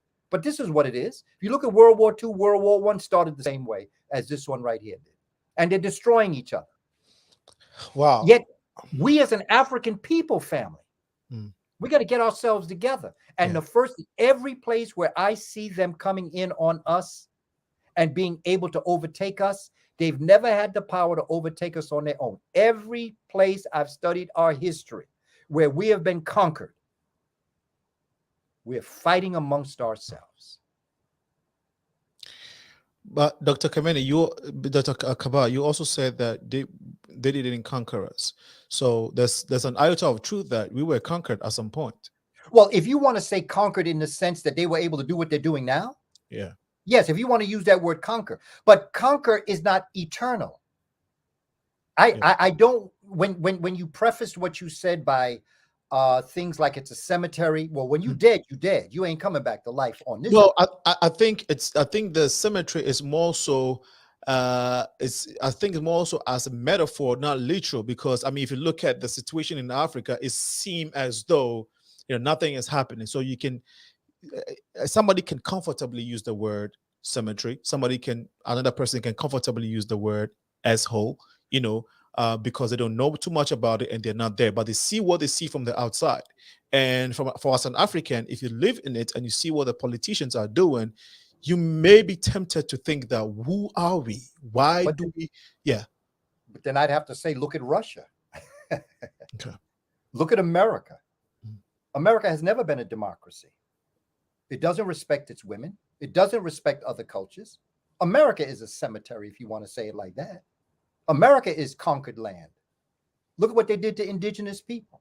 Look at what happened in Russia. Look what Russia is doing to Ukraine. But they have development. They have basic needs. Social amenities. There's water. There's food. There's light. There are these basic things when Africans are scrambling with the basics in life. Yes, that's true. But guess what? We have to go out and buy good water. We have to go out and get air conditioning. Right there in Africa, fruits fall from the tree. Is that right? Okay, we have it. We have all these things for free. Yes, but you have it through nature, not just free, but the love of the Creator is giving you this because of the sun. This is why solar power. So my thing is this: look to the people. Now you want to quote the Bible? They who are innocent cast the first stone. Okay. Who is Putin to say anything about Africa when he holds down 90% of his people? He don't give them rights. He puts opposition in jail, does not allow the truth to come out. And what about the other countries in Europe that do the same exact thing to people around the world? Who are they to judge us? Good. What have you done? Good. Okay. Good point. So why should the African talk so negatively about themselves and about their own continent the way they do even to date? Because they took our history, they took our language, our values, interests, and principles, superimposed their values, their interests, their principles, their language, and their history on us. How else are we going to talk bad about ourselves where their very nature talks bad about us? We are only mimicking the civilization. Once we understand Africa and we understand the beauty of our women, where we understand the phenomenal spirit of black men to do what we're doing here right now, Brother Alinko. What you're doing now is a strength of a black man. You ain't no cemetery. You're a resurrected God having a human experience. What I am doing, you know, what Phyllis is doing, you know, what Marie is doing. Yeah. We are a resurrected people. Oh yeah, they got us. But the whole story of Christianity, the whole story where they got the Osirian drama is that the fact that you can die, but you can be born again. We are a people being born again. Okay, so they did that to us. Right. And so they enslaved us and they stole our land. They stole our language. They stole everything about us. Okay, they did. But guess what? We getting it back. We're allowing it to be born within us again. Oh yeah, that happened to us. But conquer to me is an eternal process. When you're in the cemetery, you're dead. Yeah. But in death comes resurrection. Absolutely. And this is our resurrected time. And this next 2,160 years is the age of the black woman to rise and take her rightful place and sit on that throne. And as brothers, I'm ready to sit next to her. I'm not putting her behind me, in front of me, above me, or below me. She's beside me, and we are going to rule this world the way we did when we didn't have the Yurugu amongst us. Wow. We have done 2 minutes past 8 p.m. It's been a very powerful conversation. I'm sure that you've learned a lot. And I want to leave. Okay, so we're going to end the show now. But there's this question that I've always wanted to ask. Dr. Kaba, please help us understand this briefly. In Ghana, if you're a man and you put on an earring, you are given a derogatory name or a term. You are called derogatory terms and names. Now, if you look at ancient, African, even native Africans, if you go to the country lands and read some of our history, it seems that it's part of our dressing. Can you explain the concept of earrings for men, and even maybe the way we do our dreadlocks? Because all these things, dreadlocks, earrings, are shunned. You were seen as an outcast if you look like this in Ghana. I don't know about Nigeria, but most part of Africa shun these type of look. Can you explain in context? Is this part of our culture? Who made you think that? Well, I mean, was it really in your culture, or did it come at a certain point in history where you were invaded by a people? Yeah. Who, by the way, wore earrings. They were called pirates. But the very civilization, and they were copying the Africans that taught them how to get on the water in the first place. What about makeup? You see men wearing makeup. Do you know what makeup is? Makeup is when you're in the sun. You know, when you see football players and baseball players and they put the black underneath. Well, what happens is that the bright sunlight that comes down, the blackness of that makeup will be attracted. The blackness of the makeup attracts the sunlight to avoid it going into your eyes. The origins of makeup, particularly with men, when you see the pharaohs and the Set BT and the men, was to allow the blue lapis lazuli, or the black makeup, to attract the harmful rays of the sun so it didn't go directly into your eyes. The jewelry is an aspect of the beautification of the human body. The scarification is the same exact thing. You know why? The dreadlocks is where Samson got the locks from in the Bible. It is called the Jed column. It is the power of your strength. It represents your backbone. And you let your hair go because your hair are the antennas to the cosmic frequency. Do you know that in Africa, you may not get certain types of women to get married to? You may not get certain jobs and get certain positions just because of dreadlocks? Yes, I would. So sisters have to fight in order to be lawyers with dreadlocks. Why? Because they know that the power of Samson was what? His locks. And that's the same thing with your hair. Your hair is your strength. It's your crown and glory.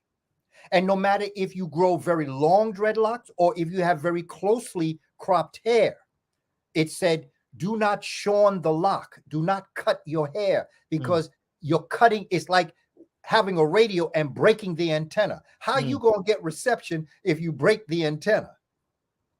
So this is all part of us as Africans, as Black people. This is part of our culture. It is part of our culture. And guess what? We got it going on, brother Alinko. We are a beautiful people with power and glory, and everything they can do to take that power and glory from you, they will denigrate, they will degrade, and they will make you feel that it's worthless all the time, knowing they spend their life trying to look like you. They spend all that time telling you how ugly those big lips are, and the whole time they take flesh from their butt to put it in their lips. They'll tell you all the time how ugly your dark complexion is, but they'll lay in the sun and risk getting skin cancer to look like you. And then in the wintertime, they created these things that look like coffins that they lay in sun parlors, so they can be dark in the winter so that they can look like you. And they women, tell you how ugly. And women and men and women in Africa are busy bleaching their skin to look look more light. Because they taught you that while they're trying to look like you, they're trying to make you look like them, so that you don't realize they want to be you all the time. Don't ever forget that. That's what I used to tell the children. They do not hate you. They fear you. And out of fear comes the hate. They love to hate you and they hate to love you. But the one thing Dr. Francis Cress Welsing said is they want to be you. And they would do anything, including risk their life. They'll put those corsets on. Back in the medieval days, they put those corsets on because they saw that Black women were, let's say, anatomically correct. The sisters had that shape of the body like an hourglass, and they all wanted to be like that. So they used to get those corsets and pull themselves up into that, so that the top would go up and the back would go out, because they wanted to look like you. And now they're having surgery to do that. They're putting stone in their butt so that they can have a backside like a Black woman. They're putting all sorts of nonsense up in the top part of their body to look like the Black woman. In their lips, they're cutting their face up. They create new hairstyles to look like you. And the whole time they're telling you how ugly you are, but they're trying to look like you. That is what you call psychopathic behavior. Wow. We have been talking to Dr. Kaba Kamene on who is the African, and I personally have learned a lot, and I hope you have too.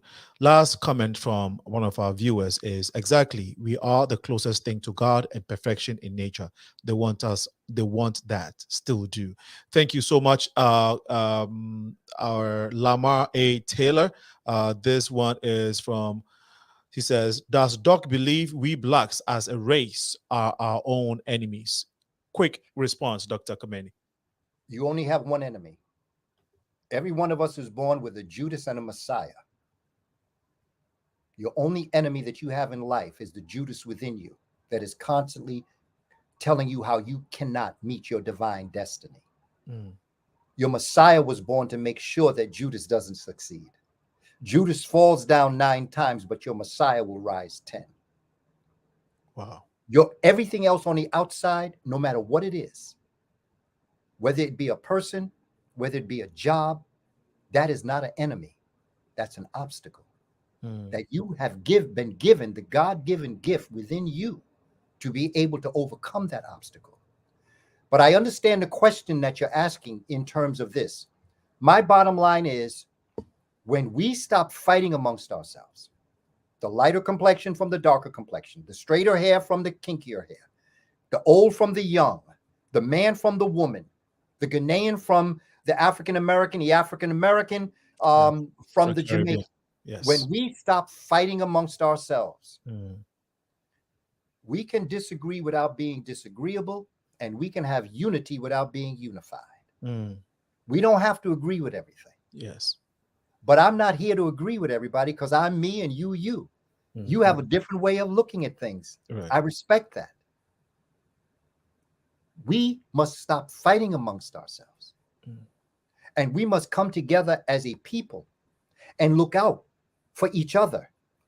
And at the same time, if you are from Ghana, it is your obligation to look out for other Ghanaian people. Absolutely. If you are Yoruba, it is your job to look out for other Yorubans. If you are Puerto Rican or Jamaican, If you are a foundational Black American, it is your job to look out for your people, because the stronger the people become, when we come together, the stronger the group will become. Absolutely. I look out for my people, but never at the expense of another African brother or sister. We have to understand that. Stop fighting amongst ourselves.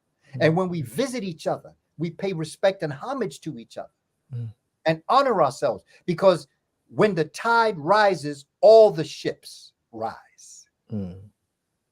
So when you're successful, I'm successful. Absolutely. And there's the sun and there's the moon. Today, I might be the sun. You might be the moon.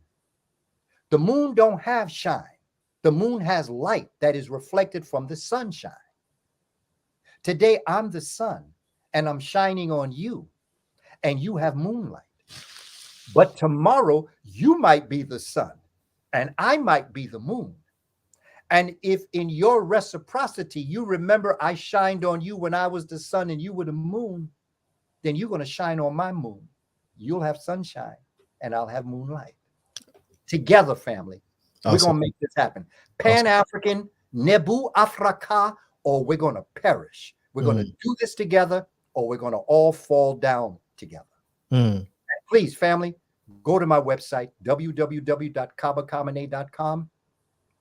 Also, I encourage you to go to my Instagram page, Kaba Kamene, and also realize that each and every one of us is the creator having a human experience. So, family, keep on keeping on. It ain't over till we win. Solar power is the future wealth of our planet. Teach the children the truth. Those will be the last words of Dr. Kaba Kamene. We really appreciate your time, your education, and your inspiration this evening. We hope that we can have you on here again for another inspirational time. This has been the Progressive Mind Show. I've been your host, Alinko. Next week, Wednesday, we shall be here. Tomorrow, 10:30, we are talking to Anna Valencia, who is running for Secretary of State. So 10:30 a.m. on the Progressive Mind Show is going to be a special edition for candidates who are running for office. So we're going to be doing these special editions during the week. So tomorrow, 10:30 a.m. to 11 a.m. Central Time, we'll be talking to Anna Valencia, who is a clerk of the city clerk. She's running for Secretary of State, Illinois. She'll be on the show. And then Sunday, we shall be here from 4 to 6 p.m. Next week, Wednesday, we'll be here as well. Remember, the exchange ceremony date has been changed from June 4th to July 16th. Tickets are still available on Eventbrite. Now, we really want to thank you all for joining us on this special episode of Time with Kaba Kamene. I hope and I'm sure that it was worth your time. Who is the African? We indeed have learned a lot today. He said, I say, Hatep, Professor Kamene, thank you for being a guiding light. We really appreciate your comment. On that note, remember, to whom much is given, much is required. Dr. Kaba Kamene has given you his social media platforms. You can follow him, his website as well. If you need more information and you miss anything, you can reach out to the Progressive Mind Show on our social media. Our email is info.progressivemindshow.com. Again, remember, to whom much is given, much is required. Have a wonderful evening. Dr. Kaba, have a wonderful evening. Nice me talking to you. Talk to you soon. Bye-bye.